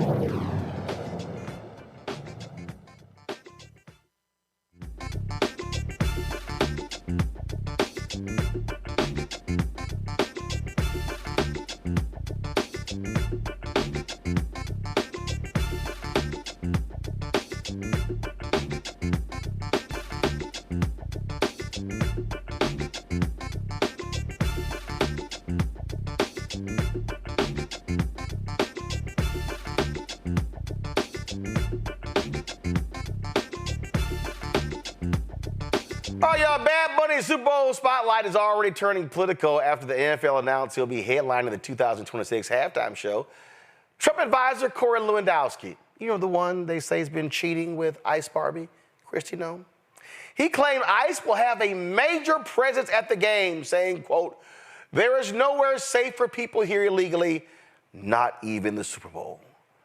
Lewandowski blasted the NFL for picking an artist he claims, quote, hates America, fueling fresh backlash from maggots. The Trump administration is targeting Latino fans with aggressive immigration enforcement. Bunny, a U.S. citizen, has called his performance a win for his people, his culture, and his history, setting up a halftime show that will be about more than just music. First of all, let's just be real clear here, Dola. It ain't like you gonna have a whole bunch of people who are undocumented workers at the Super Bowl unless they working for a bunch of them corporate sponsors. Facts. I mean, they're just going to take people just because they're brown. I mean, that's what's literally going to happen. You know, when you work events like that, there is a level of security. You know, people have to be vetted when people are hired. It's not the situation where I'm rolling up to Home Depot on Sunset Boulevard or Hollywood Boulevard looking for somebody to help me, you know, hang up a portrait. You know, so these are people who are vetted to work in that space. So these people are going to pull up, they're going to cause chaos, and they're just going to take people is what's going to happen. And we've seen that they don't care about optics. They don't care about optics because mainstream media probably wouldn't show that anyway. So it's definitely going to be down to independent media, independent voices, influencers who are there or around. Like, it's going to have to be like an alternative media ecosystem to be able to capture what's about to happen at this event, because Fox News won't show it. But these people are going to show up and cause chaos. Reese, ain't nobody scared of punk ass Corey Lewandowski. First of all, Corey Lewandowski, Puerto Ricans are U.S. citizens, bitch. I don't know why you didn't learn that. Yeah, like where they gonna get deported? To Arkansas? Come on. Lord Jesus. No, somewhere in Africa. Soybeans. And last I checked, I mean, I could have sworn that Donald Trump did better with Puerto Ricans in this past election in New York and New Jersey. So why they got beef for Puerto Rico? That don't make any sense. They're just racist. That's what it boils down to. But I think that Bad Bunny gonna kill it. And if it triggers MAGA, that's even better. A win is a win for me. Yeah, I just think, oh my God, Zachary, I can't believe how stupid these people are. Yeah, we're gonna be there. We're gonna be there. So you Puerto Ricans show up, we're gonna take y'all home. They're definitely not going to take them home because they're home. This is showing their ignorance. Honestly, they really don't know that Puerto Ricans are Americans. These MAGA people don't know that. And I think we did have an increase in Puerto Rican voters in some states, but in Puerto Rico itself, absolutely not. The Puerto Rican people in Puerto Rico voted overwhelmingly for VP. Listen, this is a huge milestone for the Super Bowl and for the people and for the culture, period. Bad Bunny has stood up on the right side of history time and time again, stood up in support of the right trends in our culture time and time again. And I'm super excited. This man has surpassed 100 million album sales worldwide. He is one of the top selling artists, not of the year, not of the decade, but of all fucking time. And he is the greatest and most acclaimed Latin artist in history. He is the winner of 3 Grammy Awards, 12 Latin Grammy Awards, 8 Billboard Music Awards, and multiple other honors, including being named Billboard's Artist of the Year. However, I do not think he has a BET Award, and I don't think neither does BIA, according to Cardi B. With all of that said, this is huge for the culture, huge for the people, and I cannot wait to see Benito Ocasio on the stage. This is one Super Bowl I'm looking forward to. Well, And Nola. Fuck MAGA. MAGA, you don't deserve to watch it. If you don't want to watch it, don't watch it. You miss out. Well, you know, Nola, I saw that old grossly unqualified, ragged-ass NASCAR driver, Danica Patrick. She tweeted, let me tell you, y'all go to my iPad, her ignorant ass. Oh, fun. No songs in English should not be allowed at one of America's highest-rated television events of the year, not just for sports. Okay, let's see here. Okay, you're stupid. Okay, let's be real clear. Hey, Danica, Henry, go ahead and just get right here, right here, right here, right here. Okay, Danica, the Super Bowl is a football game.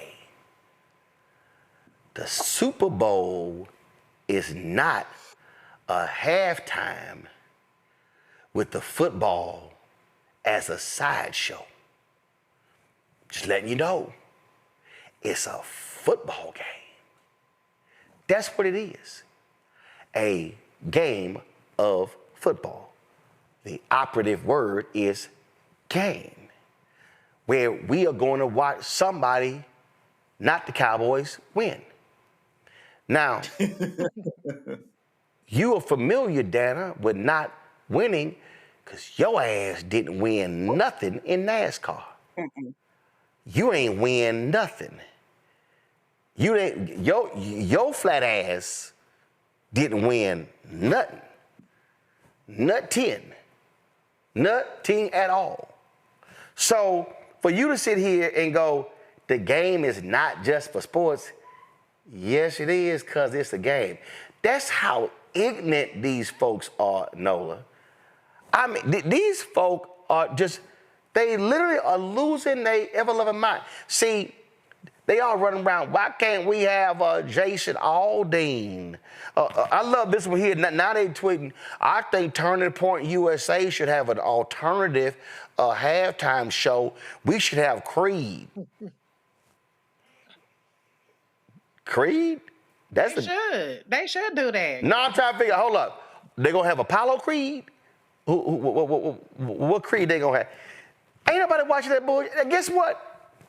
I posted on social. I said, please do your own halftime show and burn that money. Please. Yep. Burn as much money as you can on y'all sitting here having a hoedown because y'all are mad with Bad Bunny. No, look on here. You know what's so hilarious about this time? I'm going to tap into my Dr. Greg Hart tonight.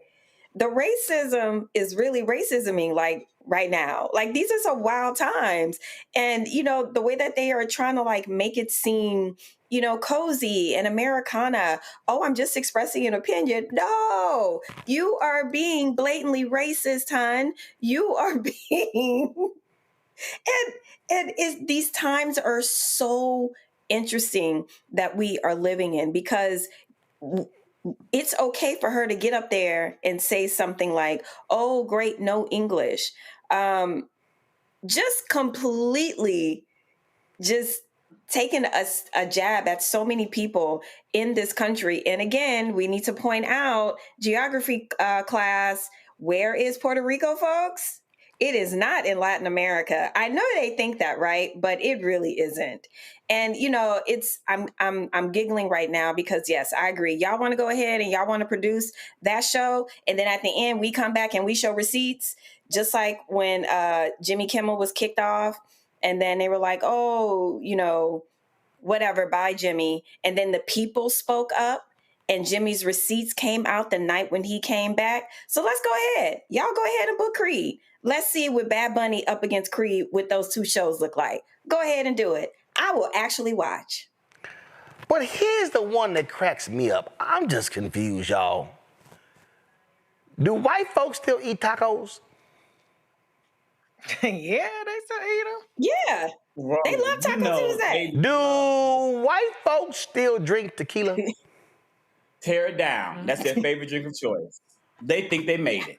They drink it so much. I went to yeah. So, I mean, did white folks bypass fajitas? Never. So I'm just trying to understand. I love all these people who talk about white culture. What y'all got? Meatloaf? They don't even know. Potato salad with raisins? Roland, I have meatloaf upstairs. I'm going to tear up at 8 o'clock. Your ass got meatloaf?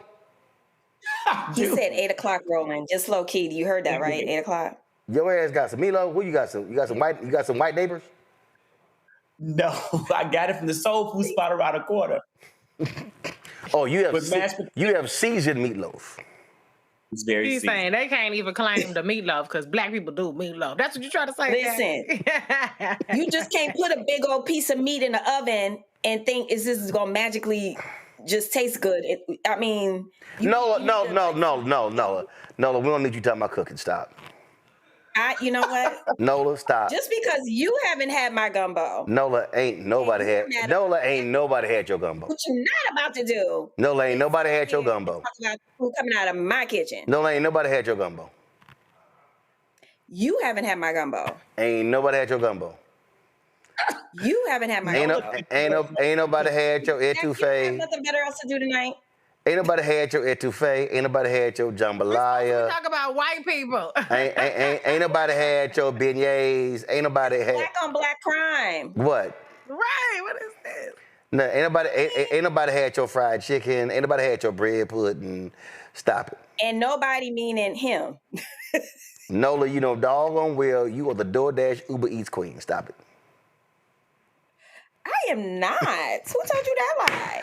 Anyway, I am just sick and tired of, Lord, these people getting on my nerves. Do y'all understand that if black people, Latino people, and Asian people just got up and left America, white folks wouldn't know how to dance. They wouldn't know. They wouldn't have no food to eat. They wouldn't know how to dress. It kills me. It kills me, Reese, how they really act like they have not benefited from diversity. Well, they know they have, but you just got people who just a little salty because they ain't got the seasoning, they ain't got the swag that we have. To be honest, though, they got their own little world. Cause I couldn't name 3 country bands outside of Beyonce, Shabuzi, and like Tanner and I know the black ones. I don't know none of the white ones like that. So they have their own stuff. I don't know why they got to be mad that other people have stuff too, because they got their own stuff. They got heavy metal and shit. They got mostly country. So what's the problem? I don't understand people who have everything always so mad that somebody else get a little bit of piece of the pie. Right. I mean, I don't understand it. And I don't think I did anything on this here. I don't think I did anything on this here. But did y'all know that them white folks got so mad at Beyonce that they changed the damn Grammy category? Mm-hmm. Did y'all know that? Oh, I do remember that. Mm-hmm.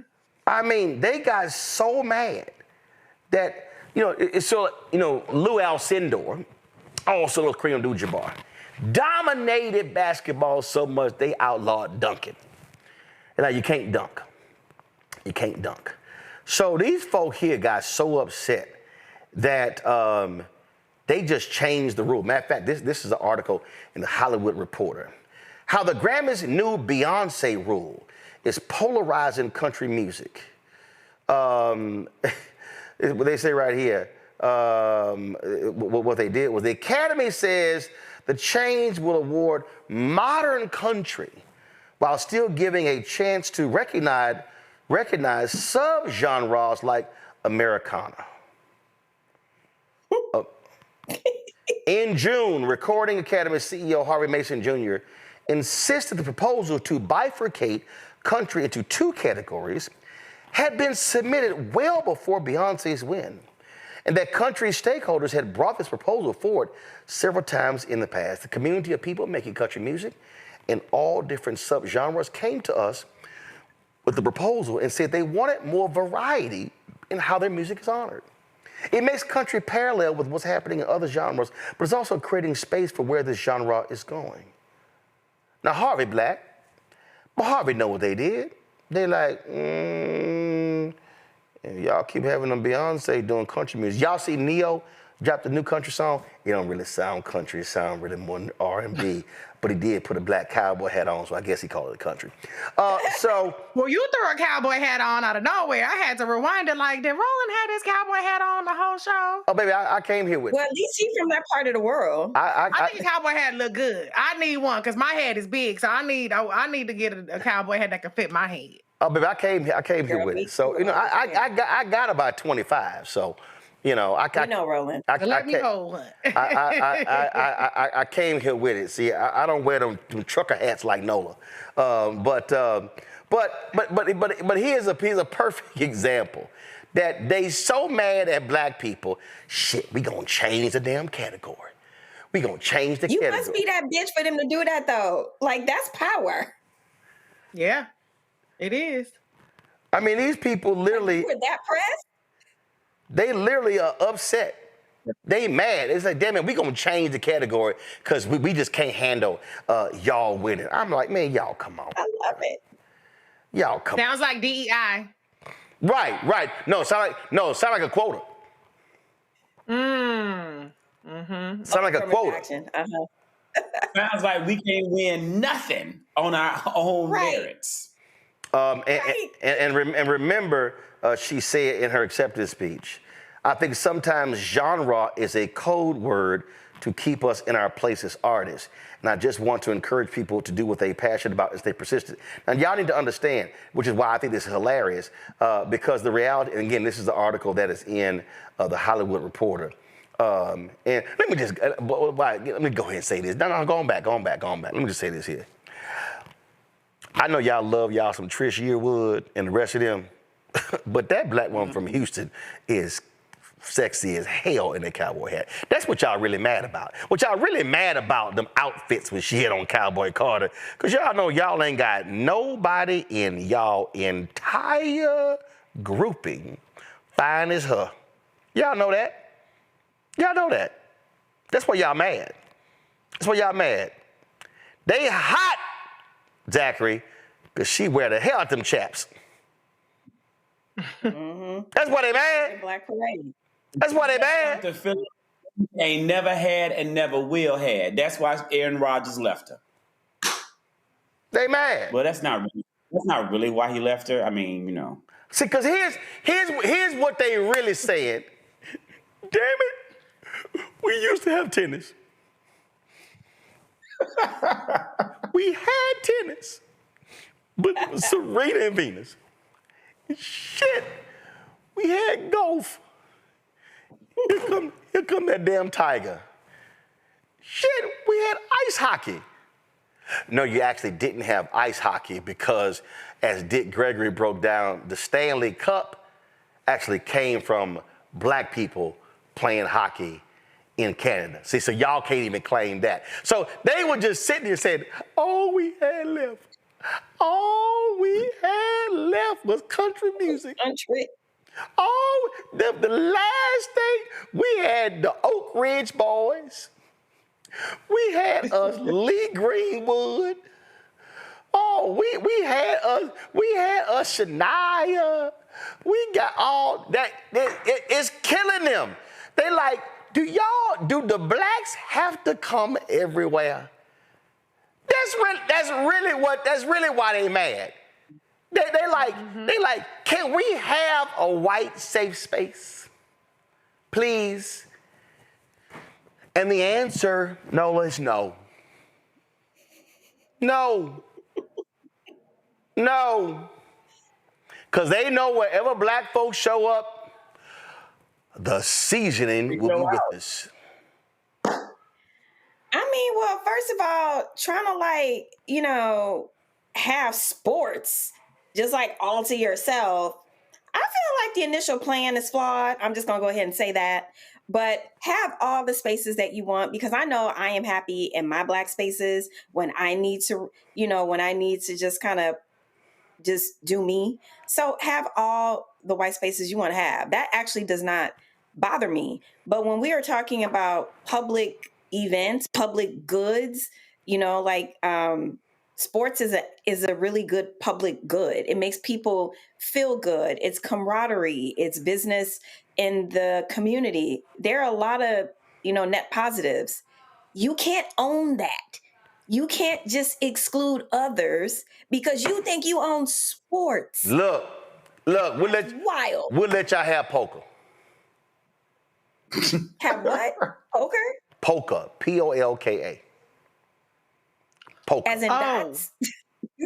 Polka music. Polka music. And in fact, do y'all realize that? Have it all day long. No. Do y'all realize that polka music is the only genre I do not have on my. Why are you saying genre like a cuss word? Because that's what it is. Genre. No, but by nature, I'm gonna hip y'all to something, and hopefully Nola don't know the hell that I'm talking about, but she really bougie. So if y'all really want to understand how we do this thing different, okay, so I want y'all to show you something. So let me tell you how black people do this thing different. So this is literally polka music. Go on, turn it up. Looking when you hear Jolly Joe's on his way, hooray for Jolly Joe. He's welcome everywhere, rain or snow, he sings and doesn't care. Hey, so, okay, y'all, that's polka music. So, Zachary, what the hell? So, just so y'all know, so polka music, they got the accordion, and they got all of that. You see, they got the drums, and they got all of that. But, black people, we a little different, y'all. We are a wee bit different. Cause see, are you about to play Zydeco? No. See, when y'all need to understand. They sit here and they play their little music, and they got their little music, and they like, okay, cool. I'm doing this here. No, we a little different, y'all. We a little different. Cause see, when we take them same instruments and we do it like this.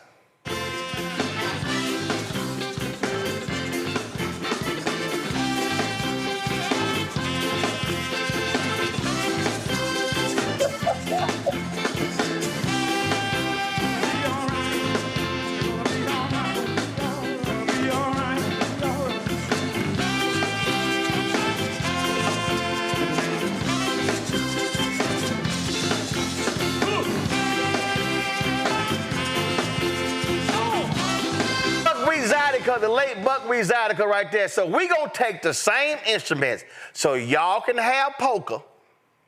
We gonna call that thing Zydeco. So we gonna take the same instruments, but like I told y'all, we gonna have some seasoning. I'm just saying. All right.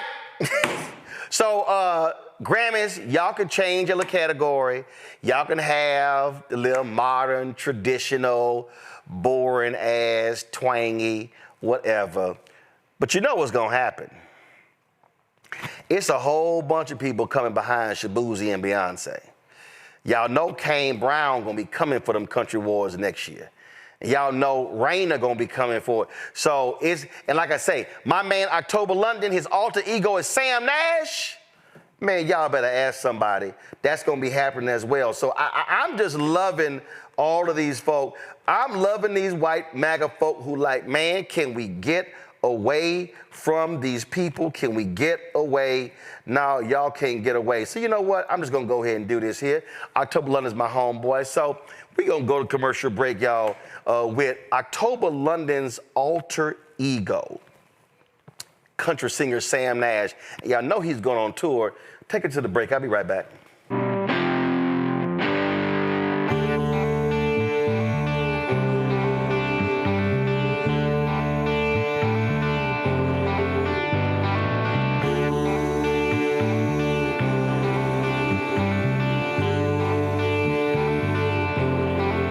I'm way down in Tennessee, where the whiskey tastes the best and all the girls look good in jeans. I'm way down in Tennessee.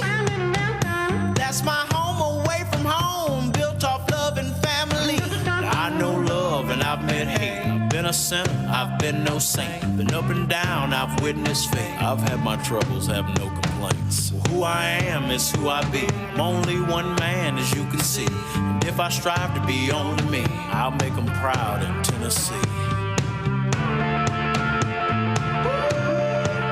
Go and get down, pour you some liquor.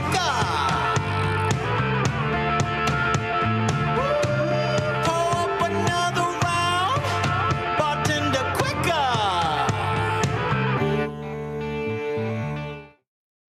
Side of change. We are talking about our star, our luminary, our guide, Assata Shakur, who recently passed away in Cuba.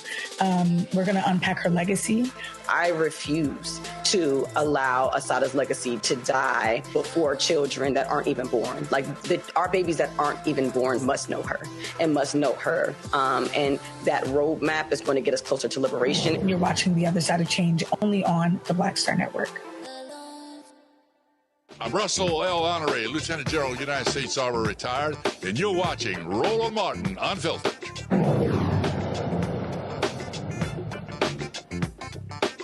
All right, folks, Akilah Sherrills, broker of the 1992 Gang LA Peace Treaty and his community-based public safety collective, have partnered with the Alliance for Safety and Justice to launch Scaling Safety, a $63 million community violence intervention initiative.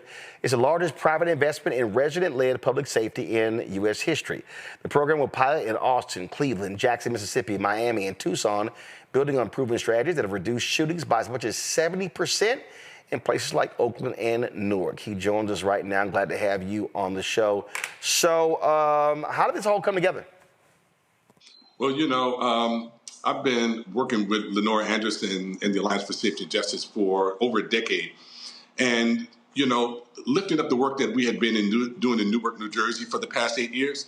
In 2014, you know, I got a call from Mayor Baraka. He's been a good friend of mine for about 20 years. And he asked me to help him to build out his community-based public safety initiative. And, you know, Newark was on the top 10 most violent city list for almost 50 consecutive years, family. And, you know, through Mayor Baraka's genius and my support, you know, we put together the Newark Community Street Team. First 2 years, we had double-digit reductions in homicides. In 2014, when we started, it was 103 homicides in the city. Last year, we had 37. As a result of this work, I was tapped, you know, by the White House to run the White House Community Violence Intervention Collaborative. 16 cities, 52 community-based organizations that do community violence intervention as a public health approach to reducing violence and crime. And it was phenomenal. You know, we was able to pass the Bipartisan Safer Communities Act, you know, through the Biden administration. The Biden administration turbocharged the work, put $250 million in this work. We were able to fund agencies all across the country, contributing to a 30% decline across the country. And so Lenore and I partnered and we applied for this fund called Audacious. It's the largest social impact fund in the world. We were one or 10 of 14,000 applications. It was brutal, family, going through the 18-month process. But we raised $63 million to invest in these, you know, 5 key communities across the country, with Newark being our North Star. with the goal of continuing to build infrastructure for our community-based partners, reducing violence by 50%, tripling organizations, fiscal and organizational capacity, doubling access to resources. This is our North Star, and making that investment permanent in cities. There's very few cities across the country, with the exception of Newark and Los Angeles, that has a line item budget for community-based public safety, right? We got law enforcement, policing, fire department, EMS. There should be a line item, permanent line item for community-based public safety that doesn't change when elected officials change. And so this is the work that we're now doing in these cities to make sure that our folks are safe. Black folks have never felt safe in this country, and this initiative essentially puts the power in the hands of the people. You can't have public safety without the public. And so this is, our initiative to make sure that our neighborhoods are safe, and that we reduce violence and we sustain that reduction through our collective work. So you telling me that this stuff can happen without the National Guard? Absolutely. We've been reducing violence for 30 years. It's evidence-based, it's anecdotal, it's community-supported. The thing is that they just rarely ever recognize it because it's us that's leading the work, as you know. And so the National Guard, just like law enforcement, they're an important part of the ecosystem, but law enforcement enforce laws. They're not a peacekeeping force in our respective communities. And safety is not just the absence of violence and crime. It's also the presence of well-being and the infrastructure to support victims and survivors in their respective healing journey. Questions from my panel. Zachary, you first. So, it's really great to see this, and it's a great way of kind of ending the night, some really good news. I want to know, when you look at how can we possibly scale this up to more cities, what would be the first thing that someone would want to do to get this out in more places, or to imitate or kind of recreate this? In terms of, scaling, and this is the work that we're doing with scaling safety. It's about creating a replicable model, right? Investing in community-based infrastructure. So one of the first things that we have to do is we have to assess the impact of the organizations. We have to provide technical assistance support to make sure that these agencies have the proper funding, the back office infrastructure, in terms of being able to manage dollars. One of the things that we learned when we did the White House initiative was that 3/4 of our organizations couldn't even accept dollars, family. They couldn't absorb the investment. And then also in terms of data and research, right? So many of our organizations, these individuals are doing phenomenal work on the ground in the cities, but because they don't have data infrastructure and evaluation infrastructure, law enforcement consistently takes credit for their work. And so we're putting all of those pieces in place with organizations so that they can sustain their work. And then we have agencies like the Newark Community Street Team in Newark, New Jersey, that we can do peer exchanges. We take folks to see what a well-functioning ecosystem looks like, right?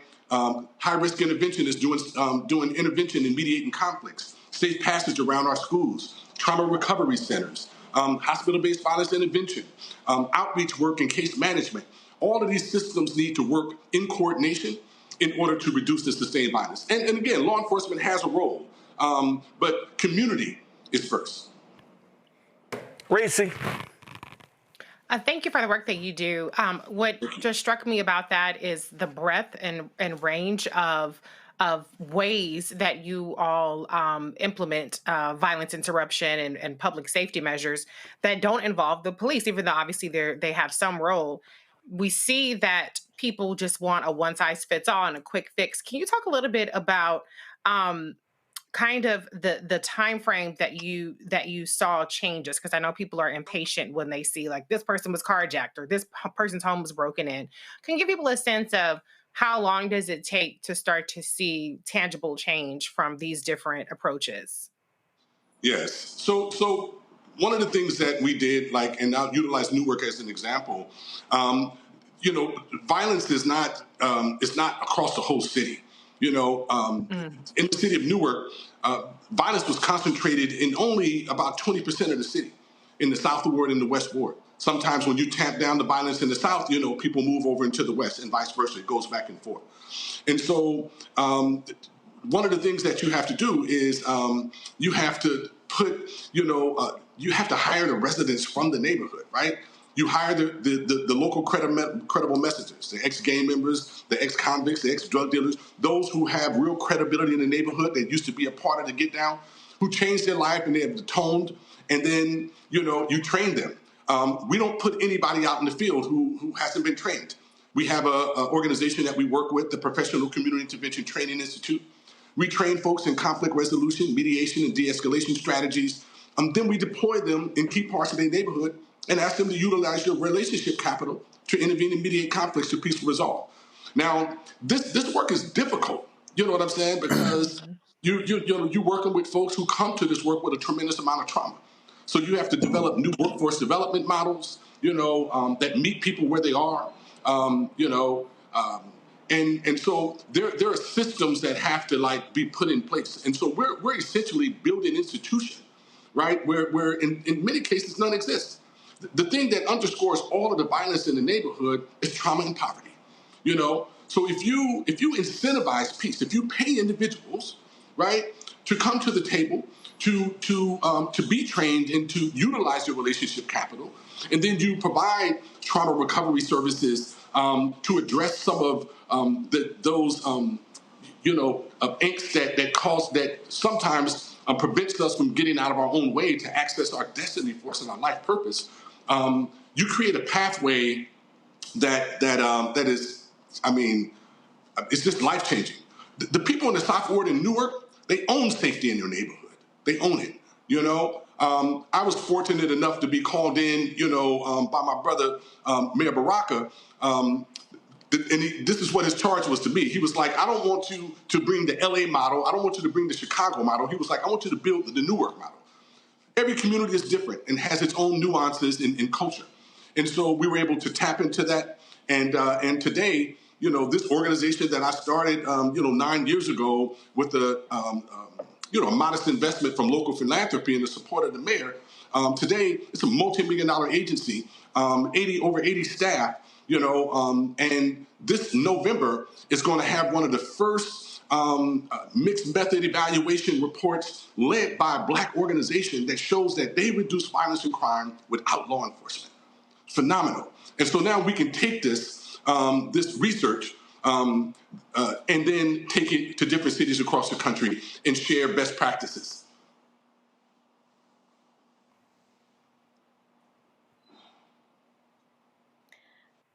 This work sounds amazing, and I will be so excited to see the data once you get it. So my question is, in this current political climate, what does it look like on the ground? And specifically what I mean is, I know that in the national security community, when it comes to, say, something like counterterrorism, that this administration has yanked a lot of prevention programs.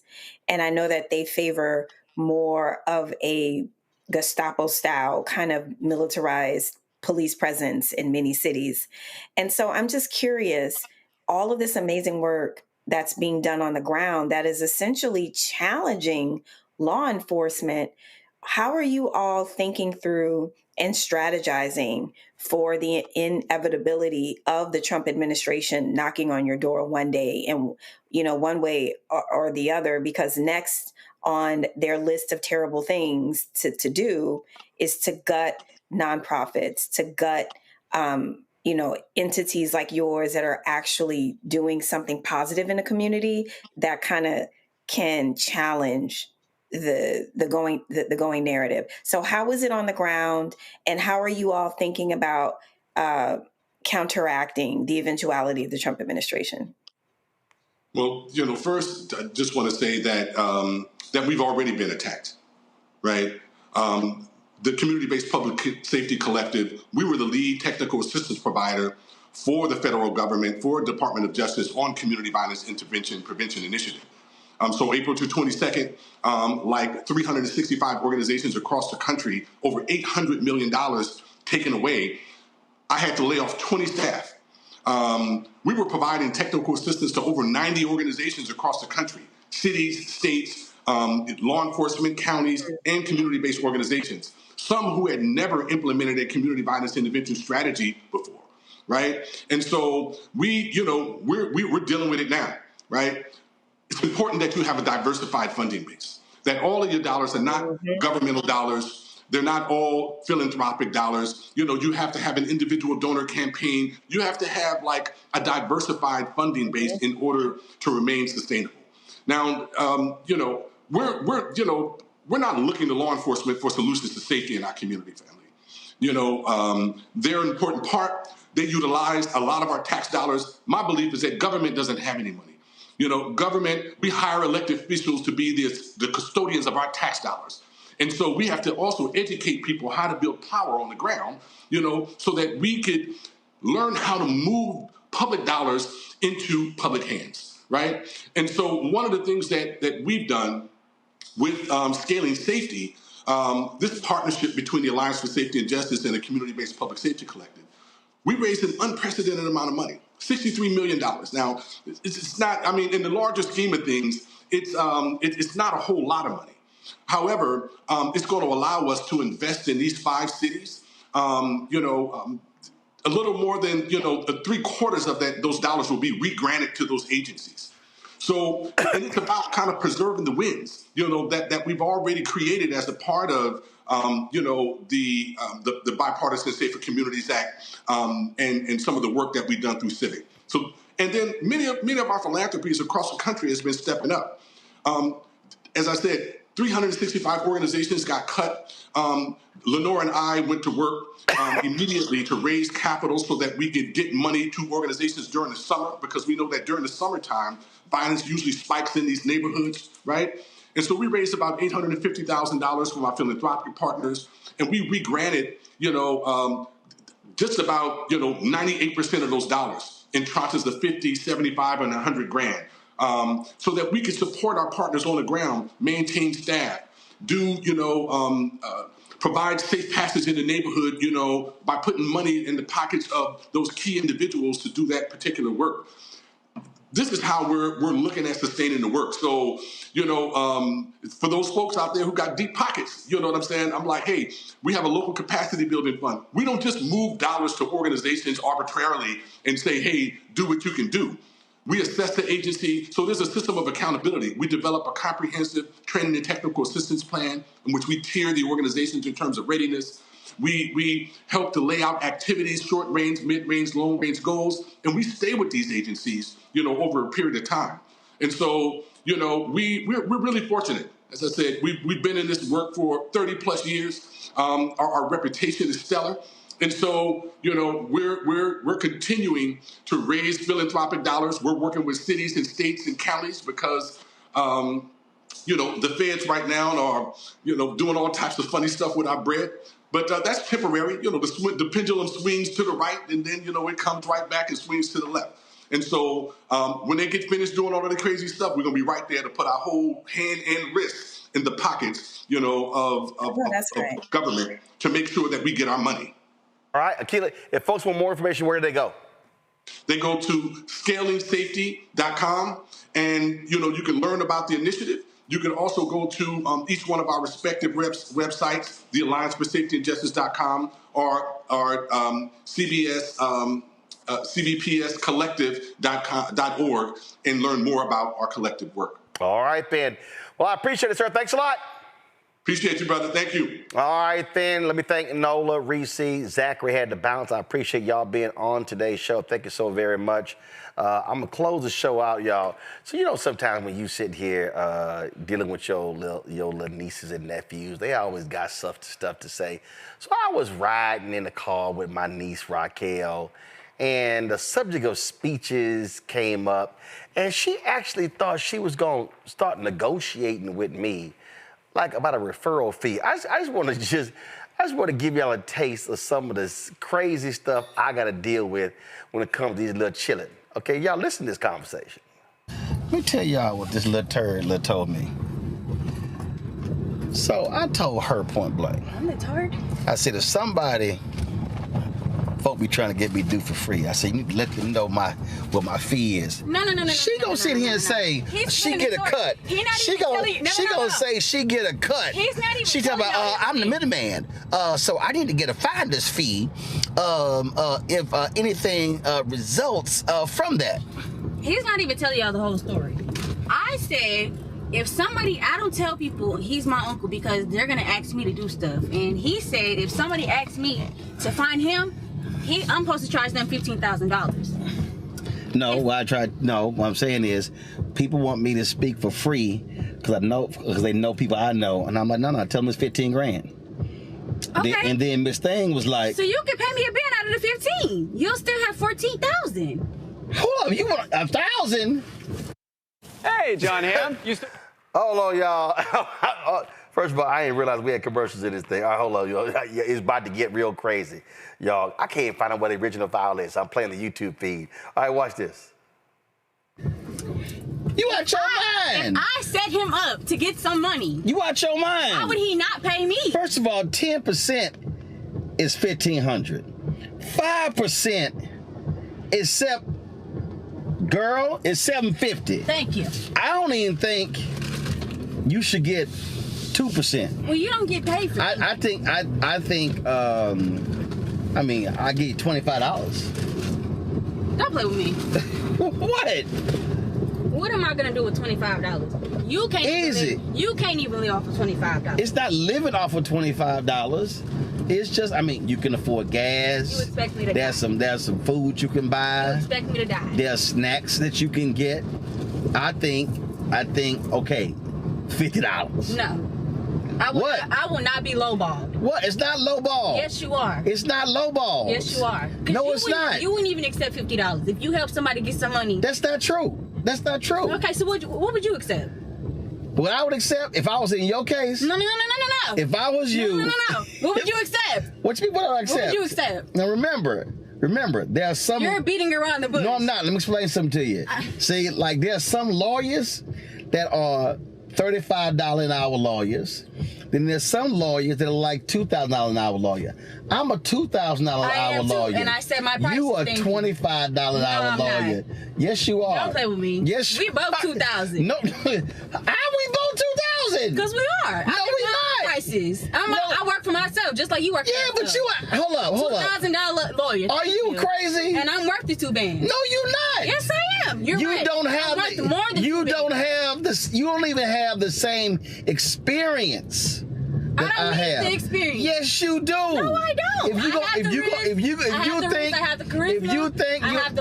have the what? I have the charisma. I have the looks. Baby, hold up. Charisma and looks. That don't mean nothing. That don't mean nothing. I'm the whole entire package. Hold up. How you the package? What you mean? You see this big? You not the package. You see the material. You not the package. Okay. You not the package. Okay.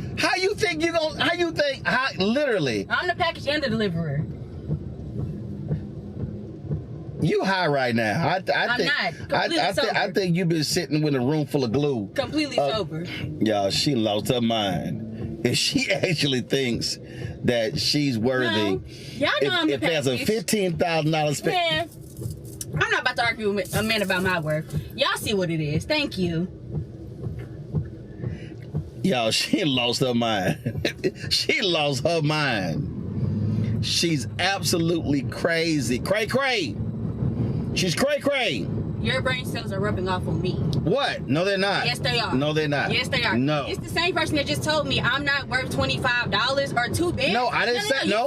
You said $25. I didn't. As opposed to 2 bands. I didn't say you were $25. As opposed to 2 bands. You were saying that you're crazy. You were saying that your finder's fee. You're crazy. You're saying that your finder's fee should be $1,000. 2 bands. And I'm saying you're 2. I upped it. Yeah. Oh no, you please. That ain't happening at all. Trouble. Thank you. That ain't happening at all. 25 ain't happening. 35 Now let me explain something to you.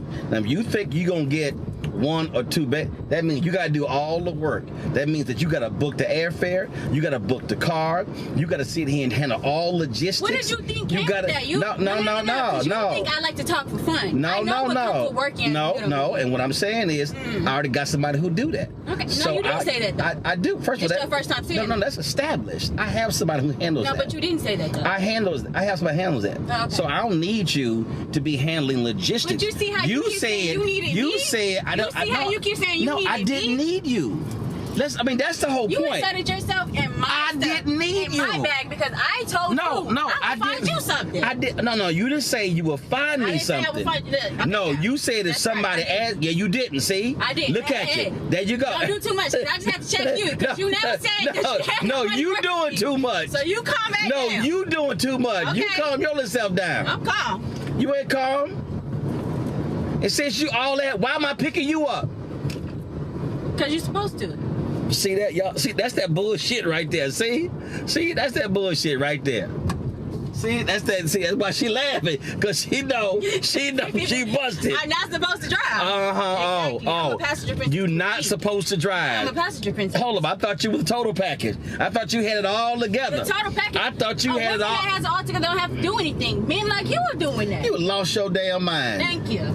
Yes, thank you. You done lost your damn mind. No, I haven't. I'm right in there. I'm a passenger princess. Oh, she's sick in the head. She's sick in the head. Okay. That child need to be committed. Because she cray-cray. That one right there. That right there. I get it from my No, Uncle you do not Yes, get I it do. from me. I get it from my Uncle No, you do not. They say I act the most like him. So No. if I'm First of all, crazy, who's Uncle they? Ron's crazy. Everybody they know No. you and then when No. you say the same thing. So No. we're both insane. Absolutely. No, first of all, I'm not insane. Yes, you are. I am absolutely sane. SANE. You I'm saying 100%. that statement just proves my point of you being I'm insane. 100% insane. If you think that, I don't know what You're insane insane. is. No. You're insane. No, you're the I'm definition sane. of insanity. I'm a $2,000 an hour lawyer. You're 25. I'm 3,000. You ain't 3,000? 2,000. I'm 3,000. Girl, please. I'm up with all your scores. God, that child needs Jesus. I have Jesus. This is why I'm 3,000 now.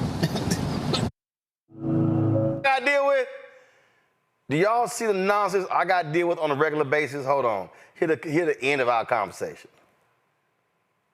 The power of the Lord is with me.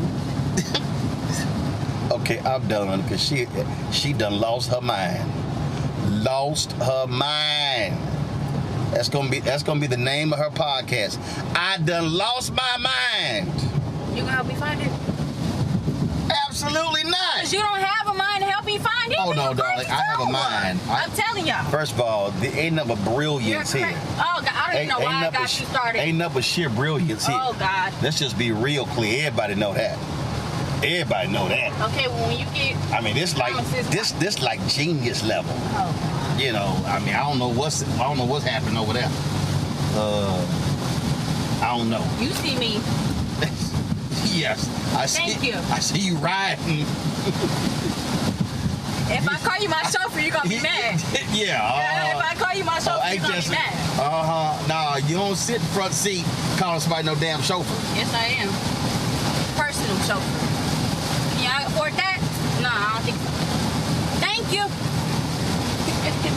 I'm done with this little shit. Her sister Lil Turd 1A. She Lil Turd 1B since they twins. All right, y'all. I gotta go. I gotta sit here and focus on the road. Be somebody's damn Uber. And focus on the road. Yeah, whatever. Because my driver will be getting 1 stars for this. And matter of fact, this distance driving way the hell over here, past where I grew up, this is at least a $70 Uber. So now you owe me money. Okay. Now you owe me money. How would you like your payment? Easy. I want cash. Boy, and amazing how it's like we lost our tongue, huh? As for that money, they stopped talking. I don't carry cash, I'm a woman. Okay, I told we done. Bye, whatever. Do y'all see the bullshit I got to deal with? Do y'all now understand the nonsense I have to deal with on a regular basis. These badass kids. Man. All right, y'all. That's it for us. If y'all want to support the work that we do, some of y'all, wait a minute. I see y'all in the comments. Y'all are cracking me up.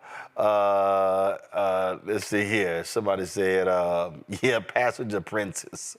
Passenger Princess. Yeah, she actually called herself Passenger Princess. I'm telling y'all, the girl, she lost her mind. Then somebody said her price keep going up. Right! Her price keep going up. I'm like, you ain't done nothing. All right, y'all. Support the work that we do here, right here on Roland Martin Unfiltered, the Black Star Network. If you want to join our Breeding the Fun fan club, our goal is to get 20,000 of our fans contributing on average $50 each a year. That's $4.19 a month, 13 cents a day. Y'all can do so if you want to use cash. You want to use Cash App, you just strike the QR code. You see it right here, bottom left-hand corner. That's for Cash App. PayPal's R Martin Unfiltered, Venmo's RM Unfiltered, Zelle, Roland at RolandSMartin.com, Roland at RolandMartinUnfiltered.com. Check some money order, make it payable to Roland Martin Unfiltered. P.O. Box 57196, Washington, D.C. 2003 7-0196. Y'all YouTube people, hurry the hell up. Hit the doggone like button. We could easily be at 2,000 likes. Just need 600. Y'all hurry, hit the damn button. Y'all over here chatting, hit the doggone button. Again, check some money orders, make it payable to Roland Martin Unfiltered, P.O. Box 57196, Washington, D.C.